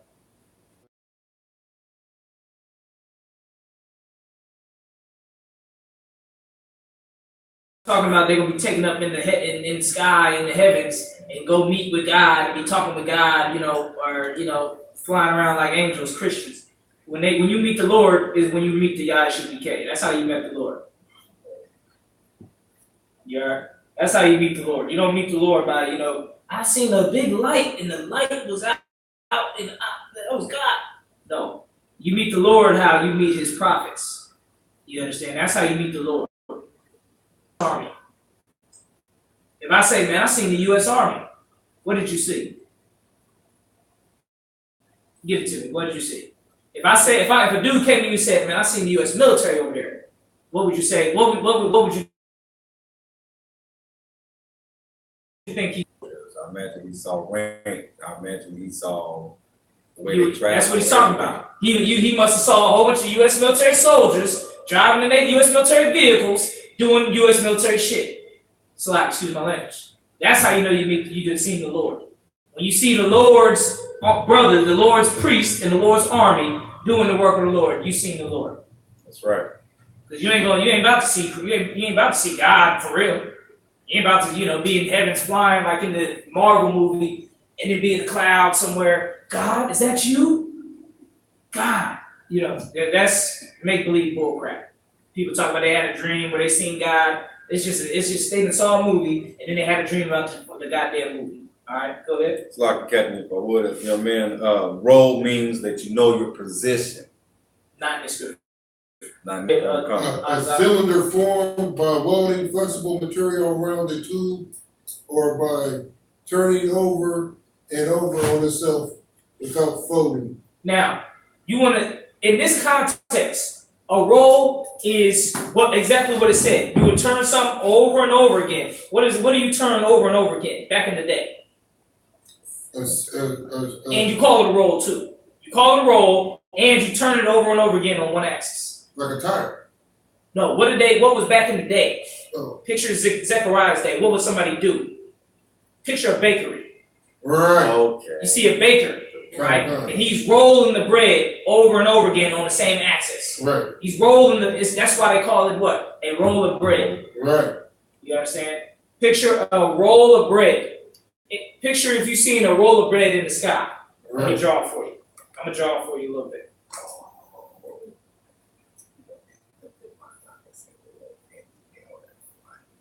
I'm going to bring it to the camera. Because we're going to break it down for you more and more. But I'm just going to do it piece by piece. He saw a flying roll. Picture if you've seen a roll of bread. I'm talking about the old school roll of bread, not the shit they got today. Right. That's what you would see in the sky. Damn right. Let me show it to the camera. This is a roll of bread. Right? A roll. Right. That's what he's seeing. A roll, a flying roll. So you're seeing this in the sky. This is what he's seeing. Right. And the only thing in that shape is a roll of bread. Camera acting up, sir. You just shot the shit out the camera. Basically. Wait a minute, goddamn devil. All right, it's back. No. This is a roll. All right. This is a roll. A roll of bread that's in the sky. All right. I'm gonna finish drawing it with the rest of the description that the scriptures give, and then you'll know. Oh shit, that's talking about. You know what that look like? Go ahead. Give me more on that scripture.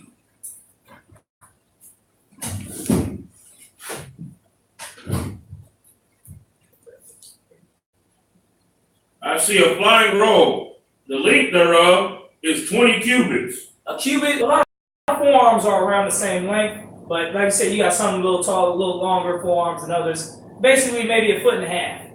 So we're talking 20 feet and a half. That's about 30 feet. So picture a 30-foot long roll of bread flying in the sky. That's about the length of a bus. A bus is around maybe 30 feet or something.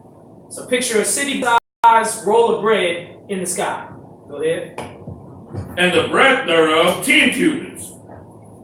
And the breadth 10 cubits. So that means this way is 30, this way is 10. Go ahead. Then say so that lets you know it's not a circle. It's not all the way circular. It's more like ovalish. Right, length and width. Mm-hmm. Go ahead. Then Salaki. This breath ain't talking about the length and width. This breath is talking about up and down. Come. So it is circular-ish, but up and down it's about 10 feet. So that's about 15 or 10 cubits. That's about 15 feet. So all right. So about 15 feet tall, about 30 feet long. Come. It's really proportionate. Go ahead.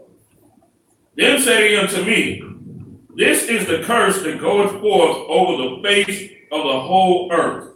Go ahead. For every one that stealeth shall be cut off, as on this side. according to it. And everyone that sweareth shall be cut off as on that side according to it. Basically, them chariots gonna be bringing out judgment, destroying shit. Go ahead. Is that what it means by this is the curse? Yeah, the Lord gonna bring destruction with these chariots. So, Go ahead.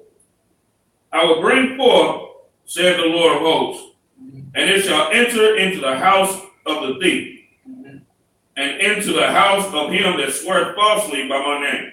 And basically, everybody who the Lord about to destroy, his chariot is about to be the one destroying. right. It's a precept how the chariots is going to be destroying everything when Christ returns. He coming with 200 million angels. So I don't know how many chariots that is. I don't know how many. It don't tell you how many angels did in one chariot. Right. It's going to be a lot.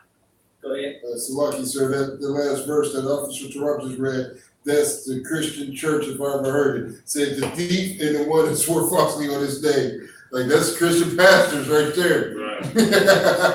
It's coming to destroy them. Damn right. Go ahead. And it shall remain in the midst of his house, and shall consume it with the timber thereof and the stones thereof. Yeah, because the chariots is bringing destruction. Go ahead. And the angel that talked with me went forth. All right, that's it on that. Let's get Isaiah 66 and 15. This is a precept that lets you know the chariots ain't coming to play around. No, Salaki, Ezekiel 1 and 16.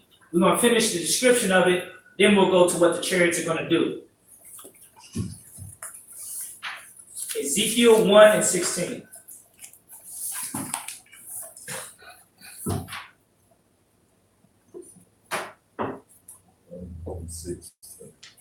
Ezekiel 1 and 16.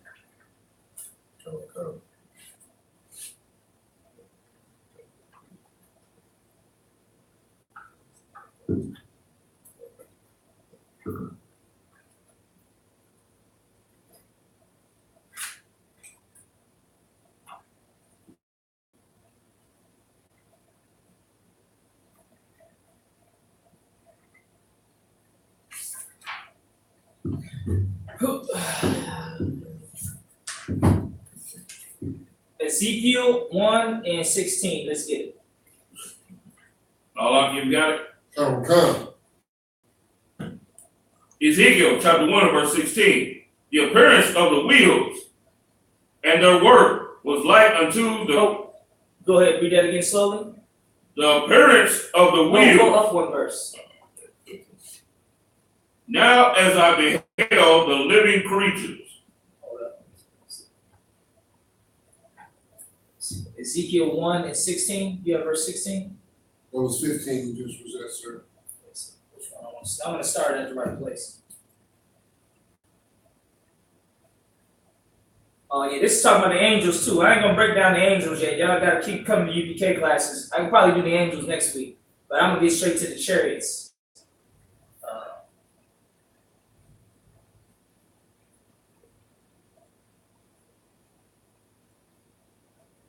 Start at verse 14. So above verse 14 is describing the angels, right? Don't try to break it down on your own and come up with some convoluted picture of a weird looking angel. just get that question answered next week in class, right? We just focusing on the chariots. If we go to the angels, we ain't gonna have the time to finish the chariots. Go ahead. Ezekiel chapter 1 and verse 14. And the living creatures ran and returned. The living creatures is the angels. They are in the fit that we cannot see unless the Lord open your eyes.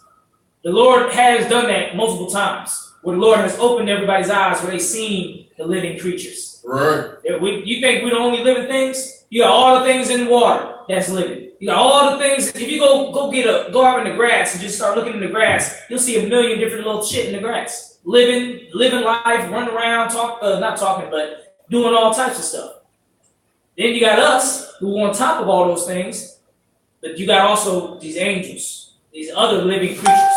And there's a whole host of them. They don't all look the same. Right. The scriptures say they all got different glories, like a person has different glory. For example, you got one man who can jump 20 feet high, 10 feet high. He can jump real good. That's a glory. You got another man, he's super strong, just naturally. He's just stronger than everybody. Right. You got another man, he's just smart. He just remembers a whole lot of shit. I don't know how he remembers it. He just does. You got another brother who's, can decipher stuff. He's just like, how the hell did you figure that out? He's just got it. That's his glory. Right. That's his ability, his gift that the Lord has gave him to be glory. Right. Like a dog who can run super fast. His glory is how fast it goes. This other dog, his glory is how strong it is. This dog's glory is how ferocious it is, how much of a fighter it is. The angels are the same way. Right. The angels have different glories. So one angel, he can send messages real well. He can be in dreams, get real small, be in your dreams. The other angel, he can murder things. When he gets down, he just murders everything. Right. Another angel, he brings tornadoes. This angel brings confusion. All the angels have their own skills. All right. This is one of the living creatures that it's talking about as an angel that Ezekiel was seeing in real life. This ain't no vision. Go ahead. As the appearance of a flash. Let me give one more of these. And the living creatures. Let the officer.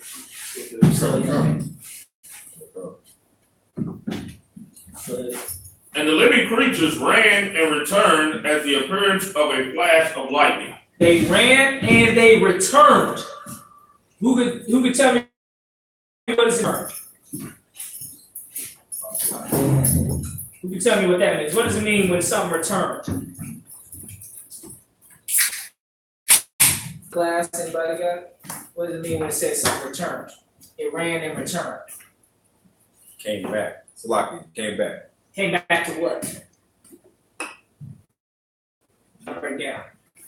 You see what I mean? It's about to break down how it left.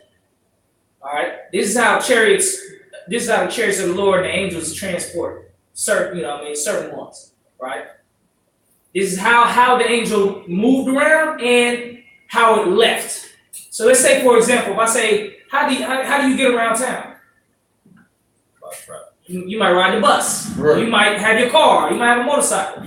This is how the angel moved around, and this is how it left. Right. Go ahead. As I beheld the living creatures, behold, one wheel upon the earth by the living creatures with its 4 faces. One wheel. Go ahead. The appearance of the wheels and their work was like unto the color of a beryl. This is a color. This is a clue of what color chariots are and what type of lights emit from chariots. Beryl. Who can tell me what beryl is? Go ahead. Green. Green. So now we got a green light that's emitting from the wheel. All right. Go ahead. 3 more. And they 4 had one likeness, and their appearance as their work was as it were a wheel in the middle of a wheel. Now, this is what I'm going to draw for you. All right. So this is how it was 4 of them. You got a wheel,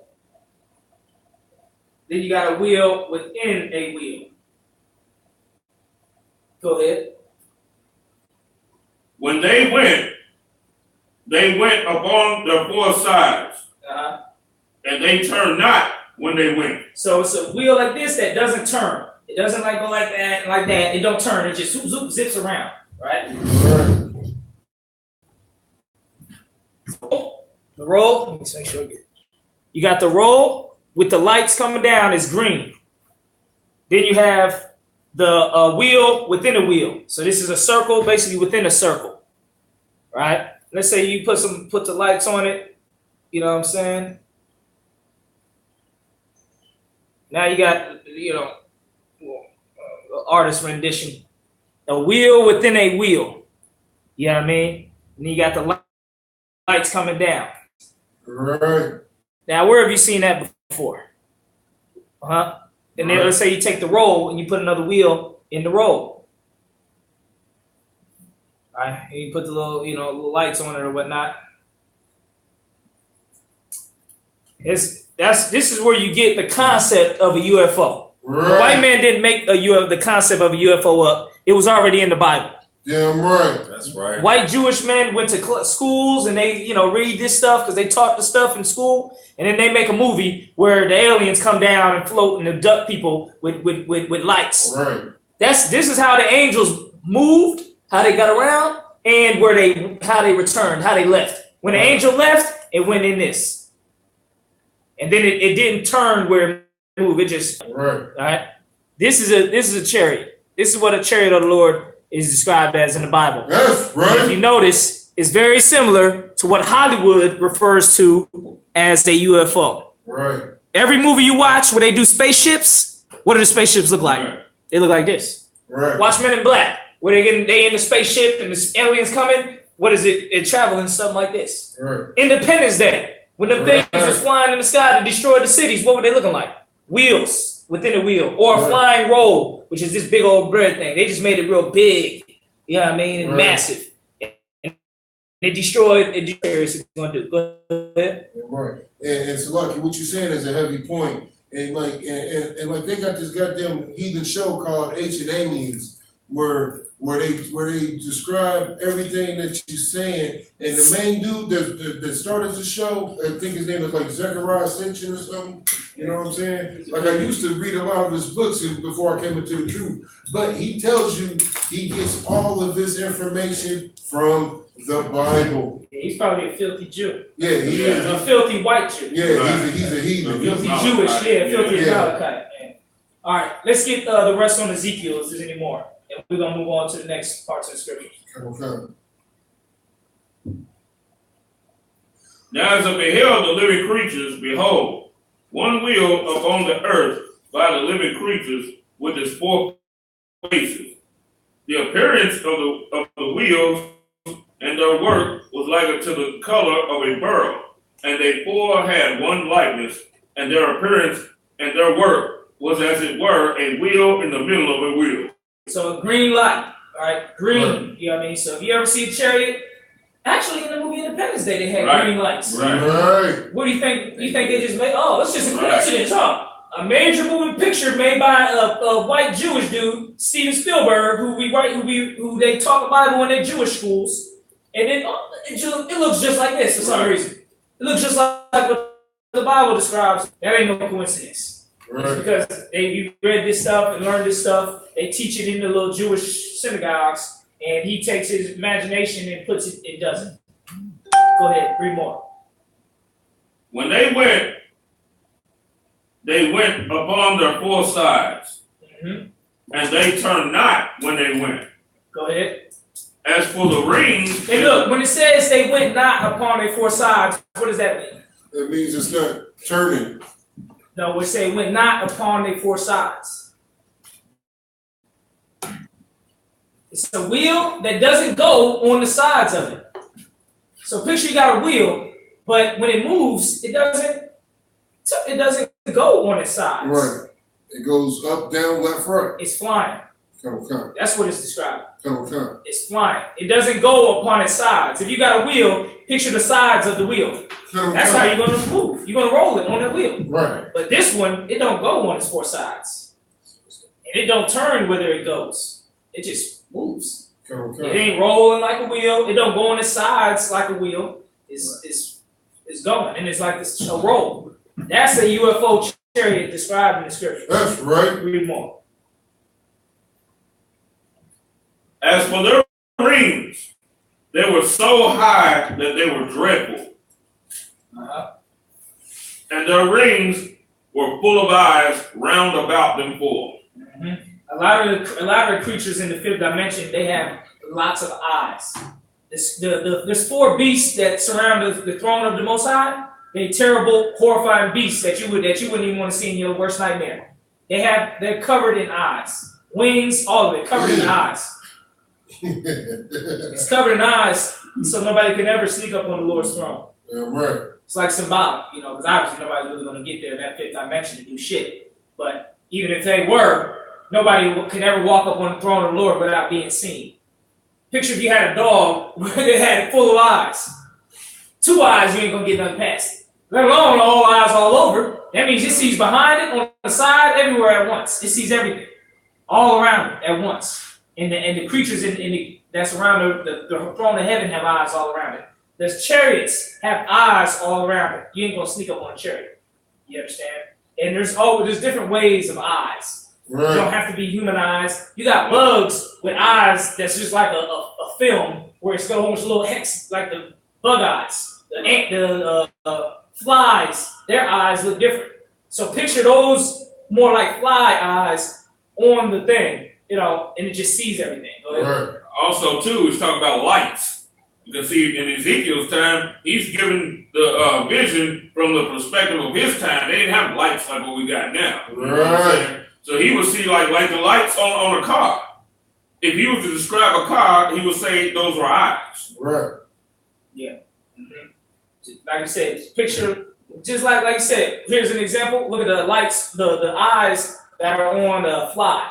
Right. Now picture you put those on the ship, and there's light coming off, it's like those are the eyes. Go ahead.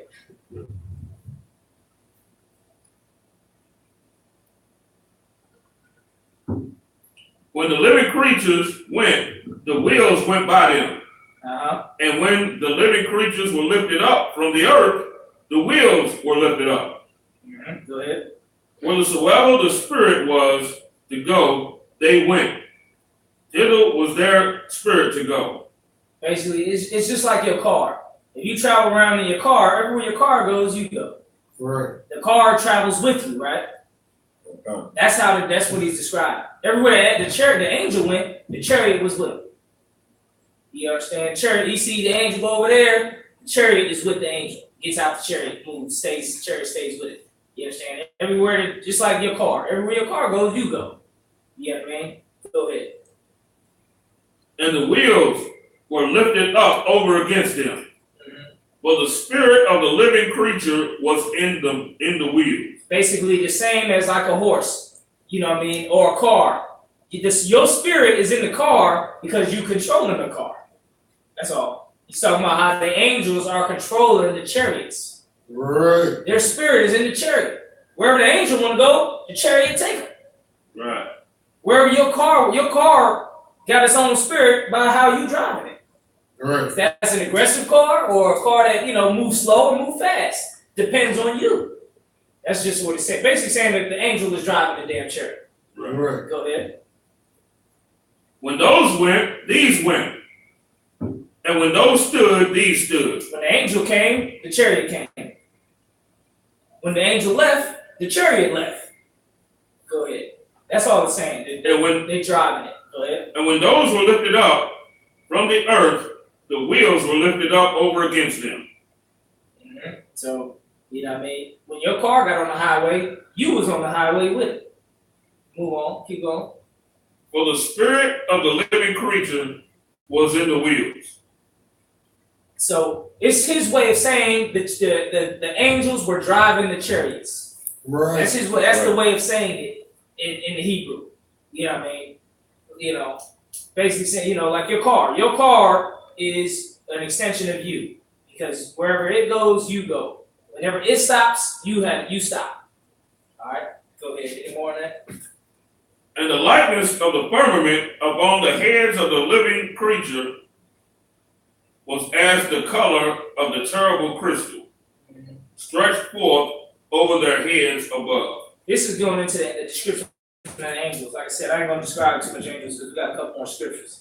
But the white man in the movie Independence Day, the aliens in Independence Day are going off of the description of the angels in here. But he does it all wrong. He does it all fucked up. You know what I'm saying? He does it all wrong. You know what I mean? He takes everything real literal when we're not. It's not supposed to be taken literal. You know what I mean? It's like saying, them dudes' boots was fly. Now you got a dude, his shoes is flying. Because the white man is saying, oh, his shoes were fly. You know what I mean? That's interpreted the Bible. That's how he interprets the Bible. Right. Or he makes some boots just like a fly, the insect, Yeah, you know what I mean? So let's get Isaiah 16 and 15.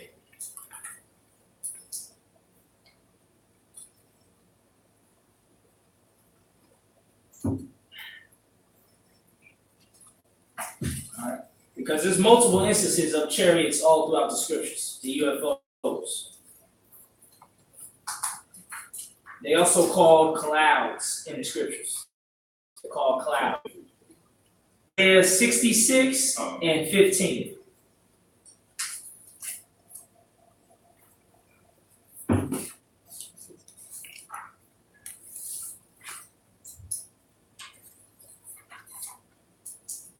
That's what they don't tell you. They try to make it in movies because the white man's the devil. He making the movie the chariot being an alien force that's coming to destroy the world. Right.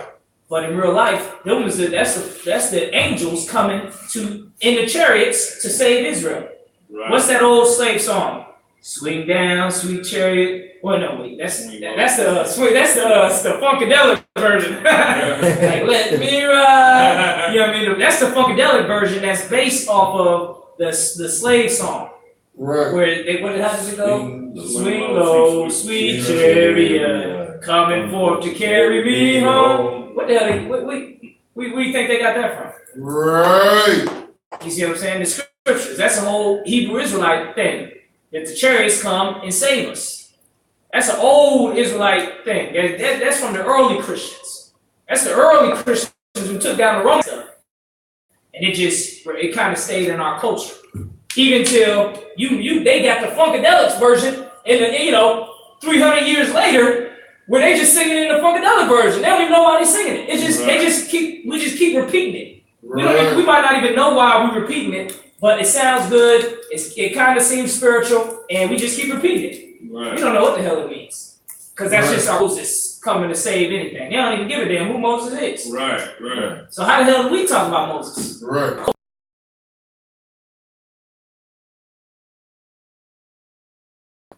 So what's more of that song? Swing low, sweet chariot, coming for to carry me home. A band of angels watching over and forth to carry me home. See, if you get deeper, if you get the rest of the lyrics, that's more the lyrics of the song. A band of angels watching over me, coming forth to carry me home. Right. You know what I'm saying? The angels is what's going to save us when Christ come. A band of them too. 200 million of them. That's all in the scriptures. Right. You think that's a white man coming thinking of that? Right. What the hell? Every movie the white man makes, everything that comes out the sky is coming to destroy him. Right. That's right. Why do you think Marvel is Marvel is made by another so-called fake Jew? Right. You know what I'm saying? Marvel and DC, what's that dude, Stan Lee? He's a fake Jew too. Damn right. Why do you think in every Marvel movie the things is coming out the sky to destroy him? Right. The Avengers, the things was coming out. Thor movie, things was coming out the sky. Transformers, things was coming out the sky, destroy the white man. Every comic book is a Thor. What's that dude? Thanos. He had a thing of angels, not angels, but they really represent angels coming out the sky to destroy him. Right. You understand? The movie Thor. The movie Thor. You know what I'm saying? There was a thing coming out the sky to destroy Avengers, Transformers.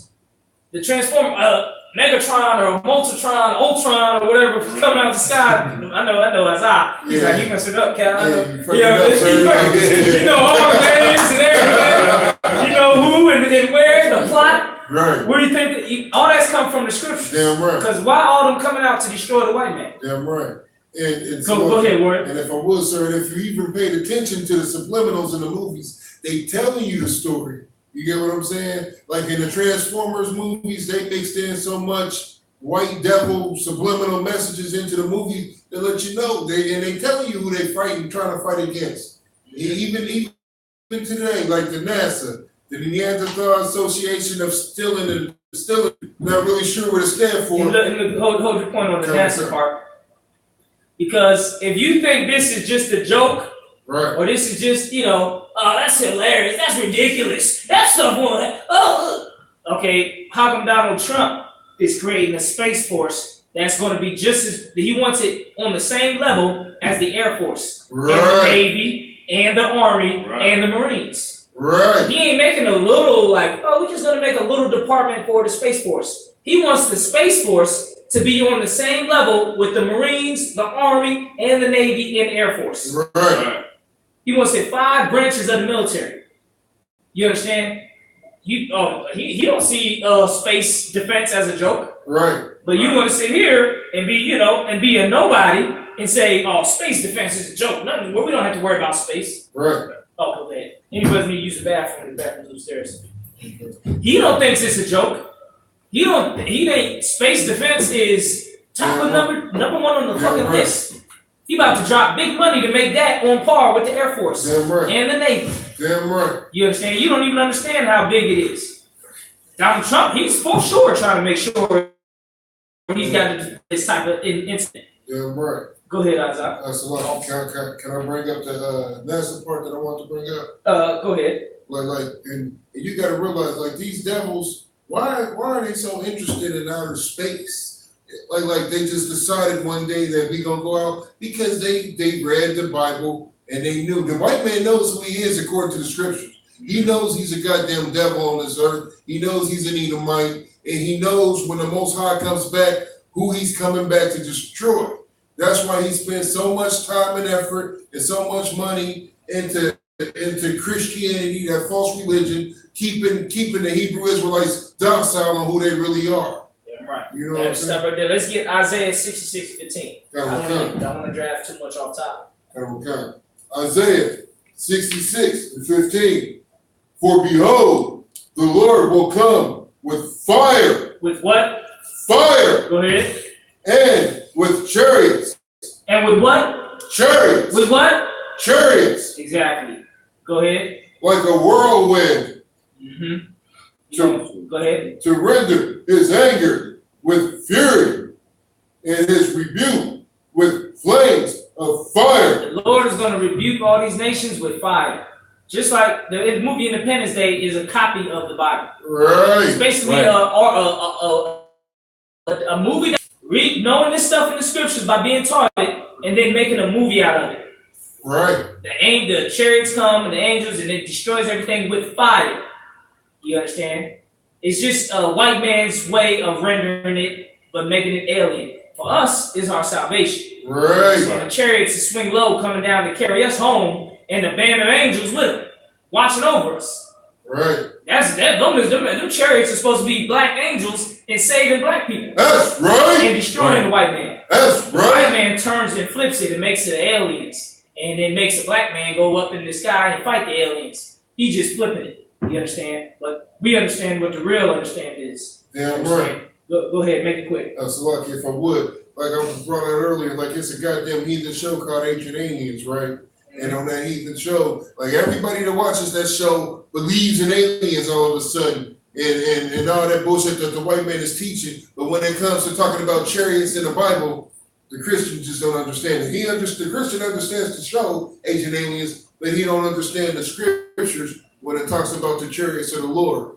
Because a Christian is an idiot. A Christian don't know the Bible. That's right. You tell a Christian, you believe in aliens? There gotta be some life out there. They'll be, yeah, man, there's life out there. It's a space aliens, I bet it. I know it, man. That's my little Star Trek. Because Star Trek let you know how the future's going to be, blah, blah, blah, blah. But then you ask them, what about the chariots of the Lord? Nah, man, that's metaphor. I don't know about that. Yeah, it's a metaphor. I don't know. They look at that as not real, but Star Trek is real. Yeah, Vulcan, the planet Vulcan is real as hell. Yeah, Vulcan is real. All right. Now, those chariots are going to come bring destruction. Any more on that? Read more on that. For by the fire and by his sword will the Lord plead with all flesh. That's how the Lord is going to let everybody know the truth. You know how we let people know the truth? Man, come to the classes, man. Look at the scriptures, man. The scriptures say this. The scriptures say that. That's how the Lord is pleading. Right. Soon, the Lord ain't going to plead like that no more. Damn right. And the slain of the Lord shall be many. I thought God was all love. And the slain of the Lord shall be many. God loves everybody. And the slain of the Lord shall be many. So why the Lord killing all these people? If he love everybody. Damn right. Read more on that. Is there any more on that? That they sanctify themselves and purify themselves in the gardens behind one tree. Go ahead. In the midst, eating swine's flesh. It's let you know, people gonna always say, Christians gonna say, You think God gonna send me to hell for eating pork? That's not God ain't gonna send me to hell for eating pork. Read that. Good. And that they sanctify themselves and purify themselves in the gardens behind one tree in the midst, eating swine's flesh. What are they doing that's gonna get destroyed? Eating swine's flesh. When the chariots come burn everybody alive, who is he burning up? Eating swine's flesh. All the ones that's eating swine's flesh. And to talk about the mice that we eating at these Chinese food restaurants. Right. Okay. And the abomination. And the mice. And the what? And the mice. People be like, I didn't eat mice. I never eat that. You go every time you go get some kung pao chicken, you eat mice. Right. They had already had FBI done raided a Chinese restaurant that Jay-Z and Beyonce would eat at every week. Right. They raided them and busted them for selling rat meat. Right. Now that's a high level restaurant that celebrities is eating at. How much more you think that little low level, grimy, disgusting ass corner Chinese restaurant and with dirt, disgustingness, with flies all around? Right. What you think? Oh, you think they give you the gourmet shit? Huh? Right. You getting the real deal. Beyonce and Jay-Z, man, they was at a junkie one. Yeah. The one I go to every Sunday, now that one, they ain't doing that there. That's real chicken. Come Right. on now. You can go on the internet, they got packages of compressed mice, like in a little plastic package, rolled up and put in a box and send it out. Right. It's already hairless and everything. All you gotta do is chop it up, just like you would chop up some ground beef or whatever, or a steak, and then they just heat it up. Right. You think It was already so hooked. Girl, some meat. Somebody asked what chapter we in. We in the book of Isaiah, chapter 66, verse 15. And we at verse like probably 20 by now. But it talked about the eating swine's flesh and eating the mice. The mice is the Chinese restaurants that's in every Israelite community. So that's the mass of mice that we eat. And then the pork, the mass of pork we eat that's being served everywhere. At the Christian church especially. That the Christian church is serving and teaching you to eat. Right. So God is going to destroy us for that. You know what I mean? And he's going to destroy the heathens for eating it too. Right. And selling it. Any more in that scripture? Shall be consumed together. Everybody going to be consumed together. All you Christian pork and Chinese food eating motherfuckers. Saith the Lord. Excuse my language. Read more. Saith the Lord. Go ahead. For I know their works and their thoughts, and it shall come that I will gather all nations and tongues, and they shall come, and they shall see my glory. How is all the nations going to see his glory? By him destroying everything. That's right. You live through the destruction, you'll say, God and them Israelites is glorious. They're the real deal. I give up. I beg for life. Please don't kill me. Don't chop my head off. Please. That's right. I beg you. When they see that destruction coming, that's how they're gonna change real quick. Damn right. Heathens and stuff. Your woman. They change real quick. Damn right. When heads start rolling. Damn right. Go ahead. Come. And I will set a sign among them, and I will send those that escape of them unto the nations. All right, that's it on that. It goes into how we're going to be getting taken up by the chariots. We're going to get two more scriptures, Mark 9 and 7, and then somebody else get Acts 1 and 9. So Isaiah get Mark 9 and 7. Young man, get Acts 1 and 9. If you can get Acts 1 and 9 too, Tarot. And this will be the last couple scriptures we'll drop on the chariots. There's a couple more, but we're just going to drop these two.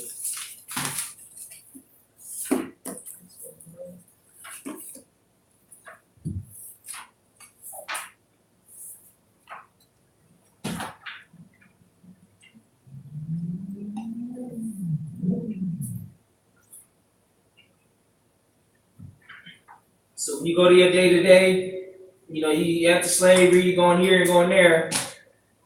You ain't got to run around and be like, oh, I hate this white man. I can't wait. I want to smack him and punch him and this and that. The Lord going to bring mass judgment for these white people. It's going to be a mass judgment against that is against them. They're going to get their punishment. Trust me. Like we read earlier, reward them double. God is gonna destroy them double for how they destroyed us. That's right. Everything they did to us, now you double that, and that's what they're gonna get. Now that's a punishment. That's a bad punishment. Right. That's right. That's a rough ass punishment. Excuse my language. You know, how you punish somebody double for whipping somebody, 40 lashes to death. Right. How you gonna punish them double? You damn near gotta whip them half to death and then let them heal up and then whip them half to death again. Damn right. My plantation, sir. To a bloody Give them pulp, immediately. but it's just like a lump of meat. Yeah, I mean, You know what I'm saying? but then you gotta double it though, because that's what they did to us. That's Damn right. I mean, I'm saying whip them to a lump of meat, but they can't die though, because they gotta get double. Like you get doubled, if you get doubled up. Yeah. You know what I'm saying? All the hard work in the slaves, all the work that they did, then you gotta double all the work they did too, all that we did. All the kids that fed the alligators. Oh, you gotta double that. You know what I'm saying? They got you know what I'm saying? Fed the alligators. All the kids in the jail, detention center in the Mexican border, you gotta double that. Right. That's right. However long and how long they was in there. So if they was in there for 6 months, separated from their family, then white people gonna be in there for 2 years. Right. That's right. Separated from their family. Right. All of them turning our women against us, well, their woman is gonna be turned against them double. That's right. Damn, that's gonna be bad. Oh yeah. They woman gonna say, "I wish I could have some Israelite rod. I hate your white rod." That's gonna be his wife. You just looks like a pig's tail. I don't want that. Then they never gonna get some Israelite rods. So Right. they just gonna be like wishing they could please a black man. You know what I mean? They're gonna be trying to get some African or something. Or some Arab, you know what I'm saying? Just because they can't have one of us. Yeah, they're gonna be searching. They gonna be whores. Yeah, right. That's right. Our women that became whores, they were gonna be double the whores. Right. Now, Whip for your There's lust. some real whores right there. That's gonna be Right, yeah. white women. You ain't gonna need to give them money for sex. You just gonna give them a smile for sex. You know what I'm saying? You know what I mean? Or a good kind word for sex. Right. They'll have sex with anything just for a kind word. Obviously Right. not with us. We ain't gonna have sex with white women. Right. But they gonna do whatever they can just for a look, just for the inkling of acceptance. Right. They'll do anything. They'll have sex with all the heathens all over. And that'll be some white dude's wife that go back to him at night. Right. Exactly. Now, let's get it. Go to Mark 9 and 7. Let's get that first. Come. More than 7. No, you stay on Acts. Oh. Acts 1 and 9. He got somebody else should have Mark I'm getting it now, sir. 9 and 7. Then we'll end it out with these two scriptures. Pass the time.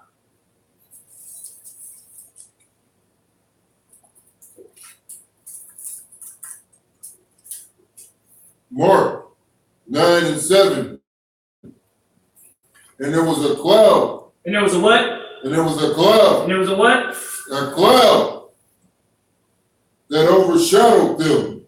Uh-huh. And a voice came out of the cloud, saying, "This is my beloved son. Hear him." Now, you got to understand how the Lord works. The Lord works in rank and order in a harmony. If he gets something done, it ain't always just him personally going down and doing it. That's right. He can he can have an angel go do it, and it's seen as him doing it. Right. It's God. So that's an angel doing it. I mean, if an angel come and tell you, or he comes and heals you, obviously that was God healing you, because God wanted you healed. Right. So this chariot of the Lord came down and started speaking to everybody and telling everybody, this is Christ, this is who I believe, this is my beloved son. Everybody seen it, everybody heard it. That's how everybody was supposed to know that you're supposed to roll with Christ back in the day. Right. Read it again from the top. Come. And there was a cloud that overshadowed them, and a voice came out of the cloud, saying, "This is my beloved son. Hear him." Go ahead, read more. And suddenly, when they had looked around about, they saw no man anymore save Yahushua Only with themselves. So basically, a chariot of the Lord, a UFO, a cloud. They call it a cloud. You understand? That's what they call. That's what the scriptures call chariots of the Lord, clouds. Right. You know what I mean? Now, if you break that down in the Hebrew, it'll mean exactly what it's talking about. Obviously, the white man has cloud as the nearest translation. Right. You know what I'm saying? But it will be a chariot. Now, let's get Acts 1 and 9. Now, that's one incident of a chariot. There's multiple incidents of chariots. In the Old Testament, we left out of Egypt, there was a chariot that would lead us out. We just followed the chariot every day. Right. Go ahead, Acts 1 9. Acts chapter 1 and verse 9. And when he had spoken these things, while they beheld, he was taken up, and a cloud received him out of their sight. That sounds like in the movies where, it teleports, the chariot, like, teleports stuff out of people's sight. Right. I wonder where they got that from then. Obviously, they got it from the scriptures. All right? So, picture the chariot transporting a person. I'm going to draw a picture. The green light and everything. They got tons of movies based off of this. Right. Basically, you have the chariot, receiving Christ into the chariot, into the cloud. Cloud is round, it's in the sky. That's what it's talking about. A cloud. Right. Yeah, I'm gonna show you the picture. Cloud taking up a man into the sky. And the reason this looks familiar is because Hollywood makes movies off of this. Right. That's the only reason. If you never seen a Hollywood movie where this was in it, you'll be like, man, that's crazy. It looks real familiar to everybody who look at this picture. But I just got it out of the scriptures. I ain't looking at no Hollywood movie. Goddamn right. I just went wheel between the wheel and the roll and the lights coming down. Right. And it's taking a person up into it.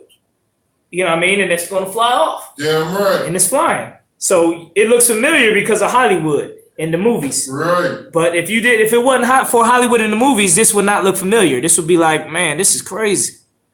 I ain't never seen nothing like that. Right. You wouldn't have no clue what to think about it. But since you've seen the movies, you automatically think aliens and UFOs and, alien movies, encounters of the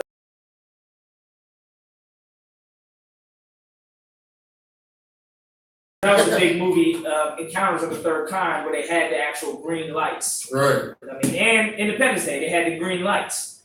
If you watch a video on Facebook and they talk about, look, a chariot, this was an alien or something, it got to have green lights and it got to be round like that. A lot of times when they make fake videos, they don't make them round like this because it's cliche.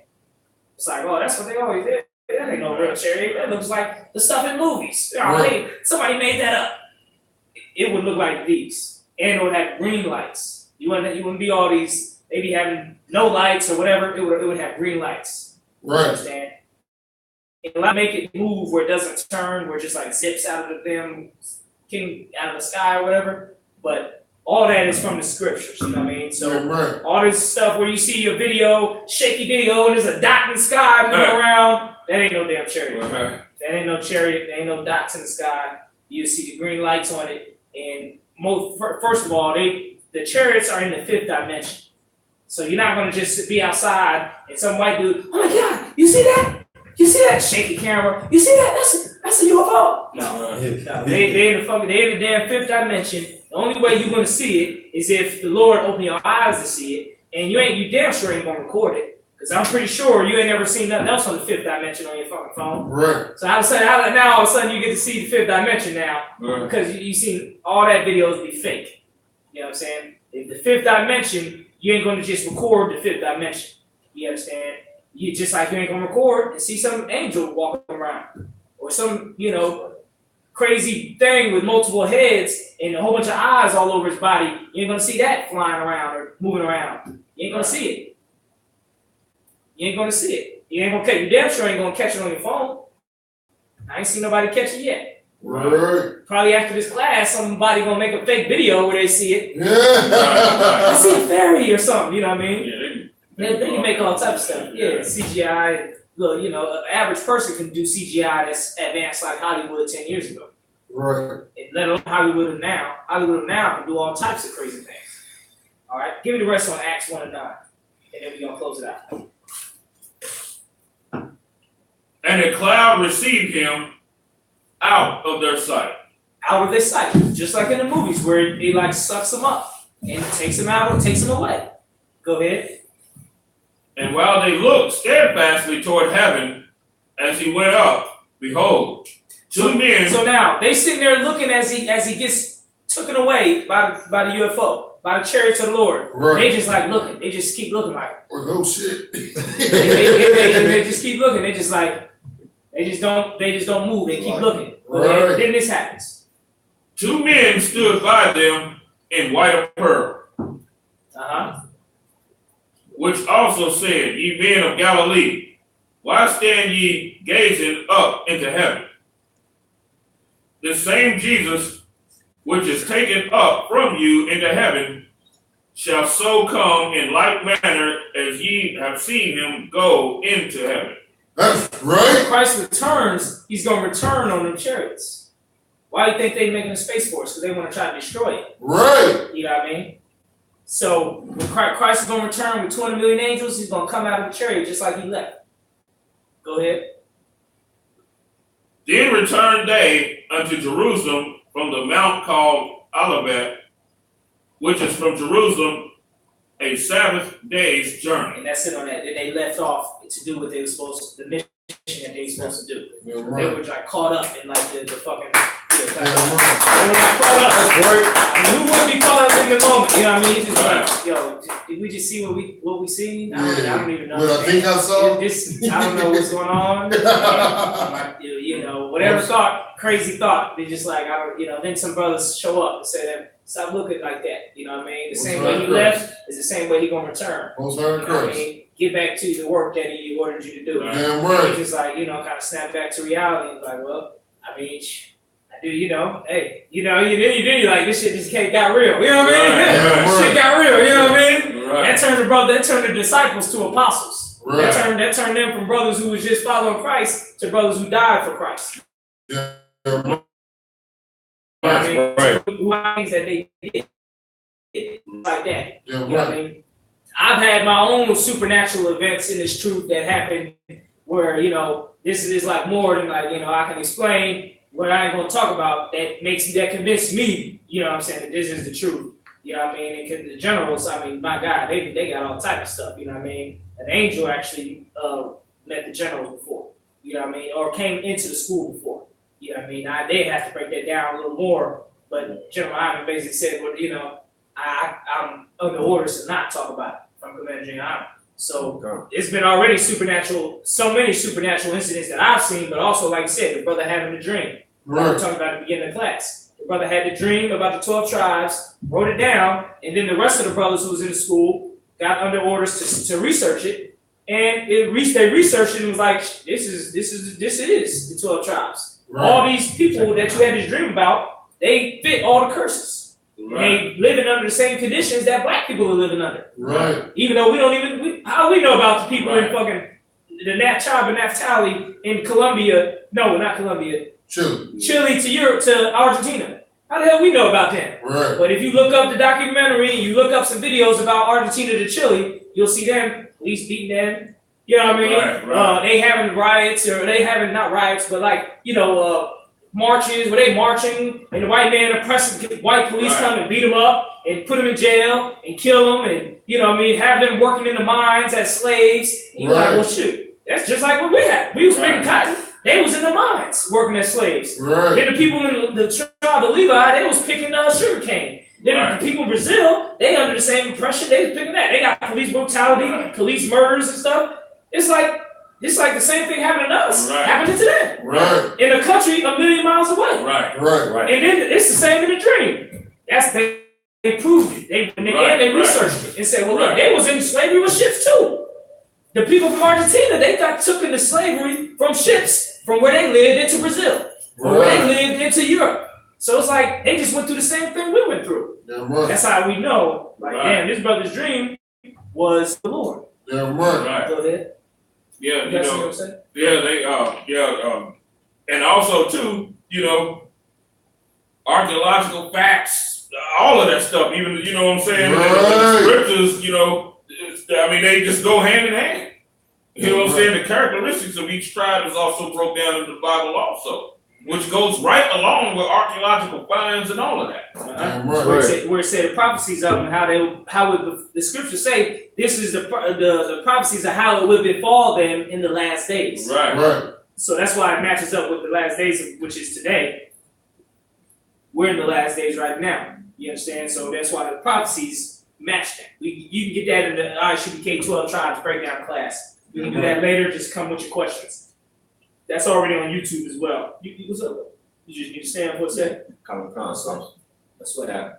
That's what. So yeah, I.S.U.P.K under Commander GEN.YAHANNA, 1 West, 125th Street, the original home of the truth. That's right. You know the fake Israelite group? Their breakdowns are them watching our breakdowns. Right, You understand? They ain't breaking this shit down. They never did break it down.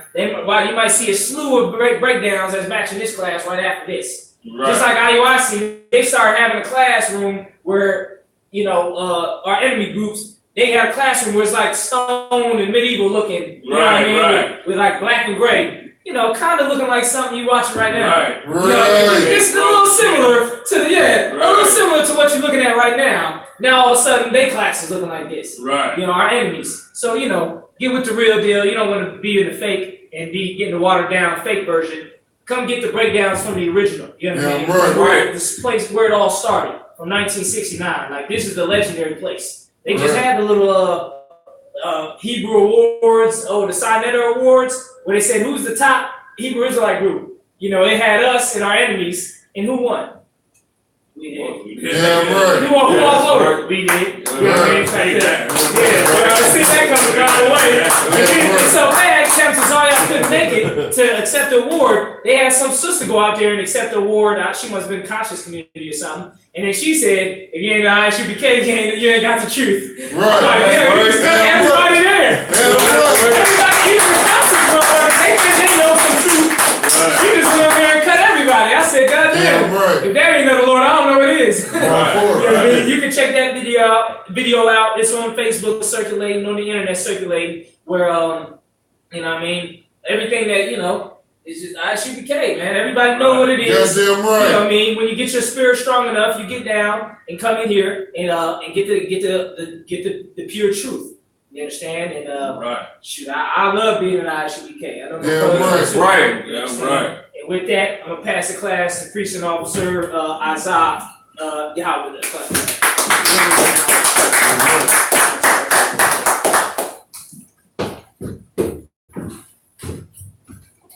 Shalom. We are the I.S.U.P.K, started at 1 West, 125th Street, Harlem, New York, under Commander GEN.YAHANNA. Rules for new brothers and sisters. When a new brother or sister goes into the school, they are off limits for 6 months. They are to be saluted only. They are here to shed themselves of the world. If they need transportation, the teacher will arrange it. After 6 months, if a brother or sister has an interest in a particular brother or sister, he or she must get permission from the head to speak to that brother or sister. There is another 6 months in which the brother or sister will court each other. After this 6 month period, the brother or sister will get permission from the head to marry. Tithes, which is a commandment, Numbers 18 and 21, Malachi 3 and 8 through 10, means 10 in the Hebrew, Ma'ashra. 10% of any penny increase the Lord gives you is to go to the Treasury Department or the they go to the Treasury Department or teacher priest fund. Free will offering for the priest, not mandatory. Whatsoever amount you would like. Upcoming holy complications. Any holy complication holidays, sir? No, we should talk about the expo. Yeah, Black Expo. Expo. Yeah, that was definitely Bantu Festival. come. All right. Shalom, Israel. Listen, the Black Expo. You get what I'm saying? Look, you already know how hardcore Captain Kapash is. I ain't got to tell you about my cap. You know what I'm saying? We down here doing big work, making sure that we get it in. You know what I'm saying? be trying to do our thing for you brothers and sisters down here. You know what I'm saying? It's gonna be the 19th through the 22nd. You know what I'm saying? Black Expo. Right after that, we in Chicago for the Bantu Festival. That's how you say it, sir? The Bantu Festival. The Bantu Festival. We in Chicago right after that. Chicago under Captain Marquardt. Goddamn it, you know what it is.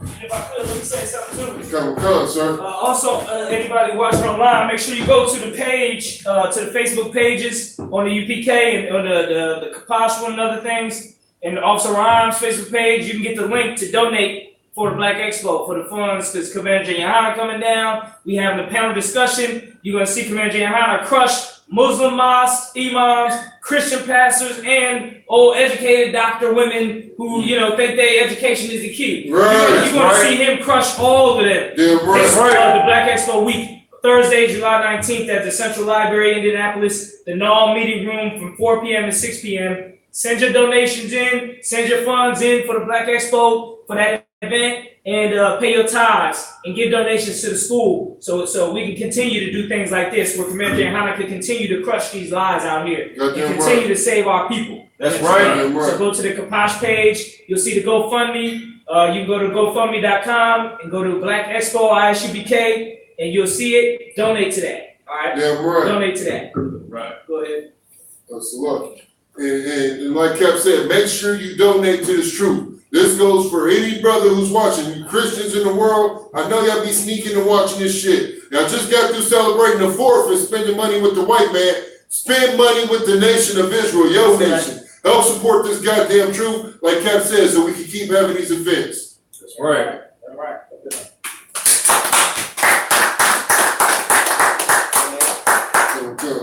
Rules for new brothers and new rule for new brothers. If any Akim wants to become a trooper in the school, to start wearing all black boots, shorts, headbands, and scarf.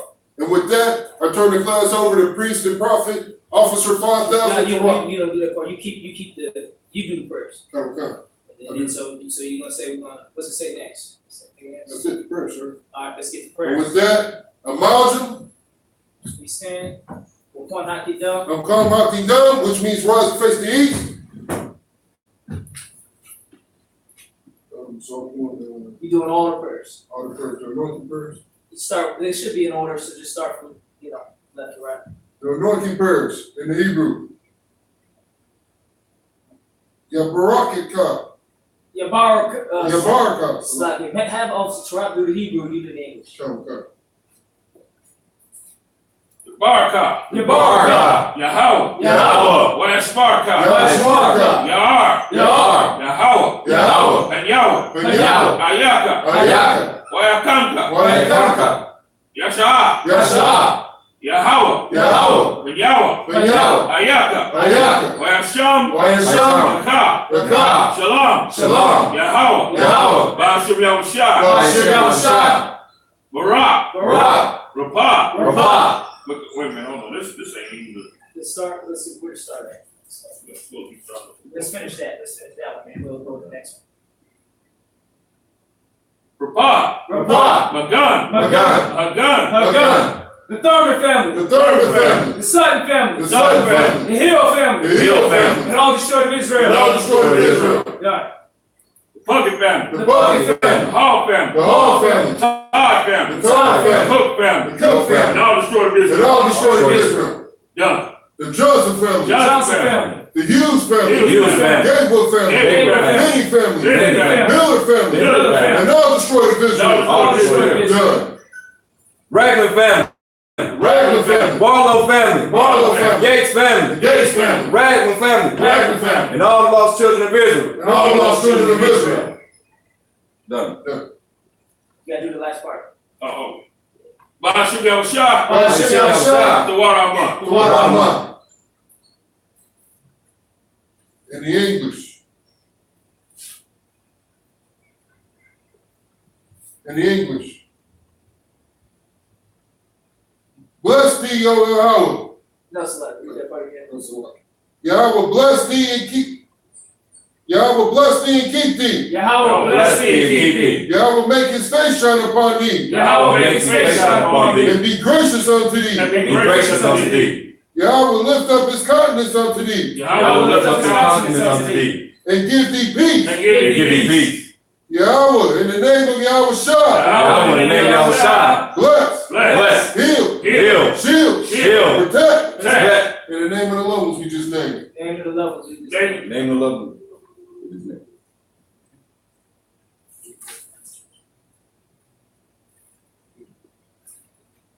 Abanawa. Abanawa. Bashabaya. Bashabaya. Badash. Badash. Ayah. Ayah. Shemka. Shemka. Yahweh. Yahweh. Lawaka. Lawaka. Yama'a. Yama'a. Rizaka.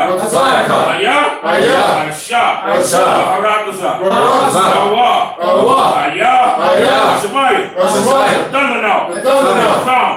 Come. Yawam. Yawam. Salak now. Salak now. Walking now. Come walking now. That's a lot now. That's a lot now. Come walking now. Come walking now. Wala. Wala. Dabaya now. Dabaya now. Barasai one. Barasai one. Abba. Abba. Hawashai now. Hawashai now. Mayan. Mayan. Rai. Rai. Kaya. Kaya. Laka. Laka. Amalakwa. Amalakwa. Wa'ala. Wa'ala. Wa'atapar. Wa'atapar. Lawalayim. Lawalayim. Aman. Amen. The Lord's Prayer in English. Our Father, which art in heaven, hallowed be thy name. Hallowed be thy name. Yahweh. Yahweh. To the hallowed be thy name. Hallowed be thy name. To the kingdom come. Say that part again. I said Thy kingdom come. Thy kingdom come. Thy will be done. Thy will be done. In earth. In earth. As it is in heaven. As it is in heaven. Give us this day. Give us this day our daily bread. our daily bread. And forgive us our debts. Give us our debts. As we forgive our debtors. As we forgive our debtors. And lead us not into temptation. And lead us not into temptation. But deliver us from evil. But deliver us from evil. For thine is the kingdom. For thine is the kingdom. And the power. And the power. And the glory. And the glory. Forever. Forever. So be it. So be it. Yahweh. Yahweh. Ba'ashem Yahushua. Ba'ashem Yahushua. Abakashah. Abakashah. Latananau. Latananau. Hakah. Hakah. Hakah. Hakah. Rapa'ah. Rapa'ah. Kamaka'ah. Kamaka'ah. Wakal Marawa. Maka'ah. Hakah. Hakah. Latahar. Latahar. Amatazariah. Amatazariah. Hakah. Hakah. Lahakim. Lahakim. Hamakim. Hamakim. Hakah. Hakah. Al-Rakawa. Al-Rakawa. Hataba'ah. Hataba'ah. Garsha. Garsha. Ba'ashem Yahushua. Ba'ashem Yahushua. Tawara Aman. Tawara Aman. The prayer for the English. The prayer for the bar in English. Yahweh. Yahweh. In the name of Yahushua. In the name of Yahushua. Please give us the power. Please give us the power. The power to heal. Power to heal. All manner of sickness. All manner of sickness. And all manner of disease. And all manner of disease. The power to cleanse the lepers. Power to cleanse the lepers. The power to raise the dead. Power to raise the dead. The power against unclean spirits. Power against unclean spirits. To cast them out. Cast them out. In the name of Yahushua. In the name of Yahushua. Thank you, so be it. Thank Thank you, so be it.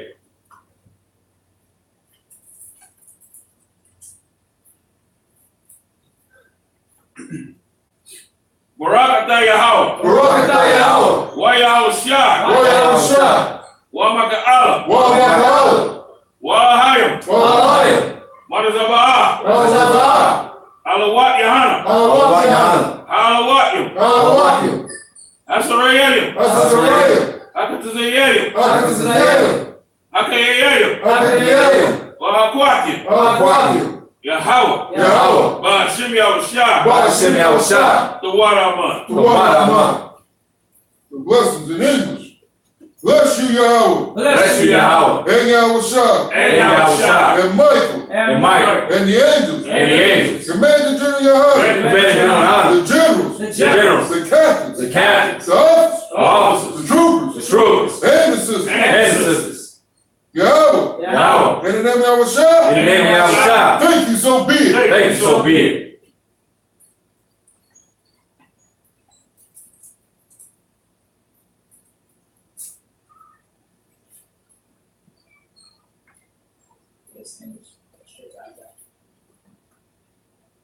Bless Blessed are you, Yahweh. Blessed are you, Yahweh. King of heaven and earth. King of heaven and earth. And all things living. And all things living.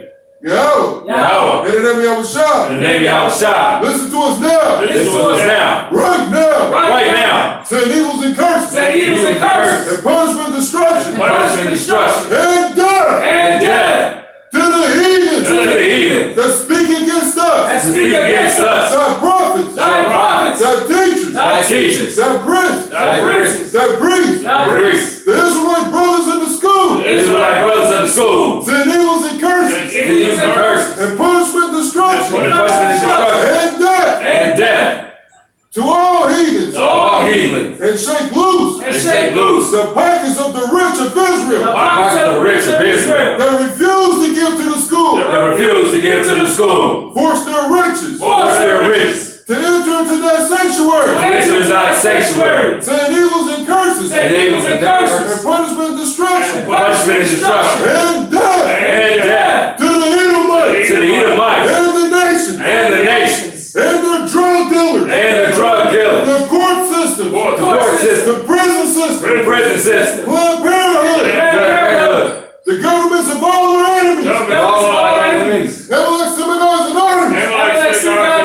Roman Catholic Church. Roman Catholic Church. The Pope. Oh, Islam. Christianity. Christianity. Egyptology. Egyptology. Militia. Ku Klux Klan. Aryan Nation. Aryan Nation. Skinheads. Skinheads.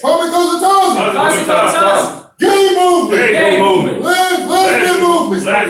Say that again. Make sure he's done for you. Gay movement. Gay movement. Lesbian movement. Lesbian movement. Spies. Spies. Workers of witchcraft. Workers of witchcraft. NASA space program. NASA space program.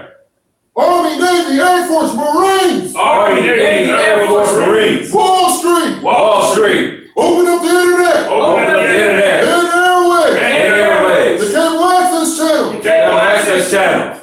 And the radio channel. And radio channel. Convict the spirit Inflict the spirit of any of our people of many of our people. to seek to stop us And seek to stop us. and bring swift death Bring swift death to all the heathens to all the heathen. that stand in the way Stand in the way. or try to stop us Try to stop us from broadcasting your word from broadcasting your word throughout the planet Earth. throughout the planet Earth. Let loose the terrorists. Let loose the terrorists. Cause them to go to and fro Cause them to go to and fro through the earth and destroy. through the earth and destroy. Cause the terrorists Cause the to terrorists come against America come against America and destroy them with their strongholds. and destroy them in their strongholds. Let America shake at the hands of the shake. terrorists. It's like say that part slowly in two parts. Let America shake Let America shake at the hands of the terrorists. at the hands of the terrorists. Let Yahweh, Yahushua, Michael, Michael, and Gabriel and Gabriel come down with the flying saucers come down with the flying saucers and kill all the heathens and kill all the heathens that come up against us that come up against us as we speak that word. as we speak thy word. Cause it to be known Cause it be known by all by all that is the angels that is the angels that have done it. that have done it. Cause it to be spread through the media Cause it spread through the media throughout the whole world. throughout the whole world. Cause them to shake at our coming. Cause them to shake our coming. In the name of Yahushua. In the name of Yahushua. In the name of Yahushua. In the name of Yahushua. Thank you. Thank you. So be it. So be it. Star. Sorry. That's what I do. I'll take it care. Courtesy salute for the brothers and the teachers. Men of Israel, I.S.U.P.K. Shabbat. You want to face towards us? Well, yeah. I.S.U.P.K. Barak. Yahweh.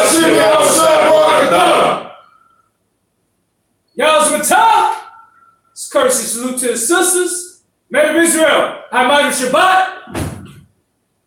I.S.U.P.K. Barak. Yahweh.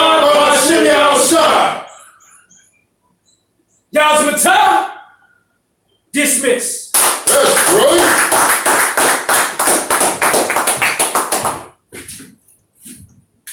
Damn, that one already died.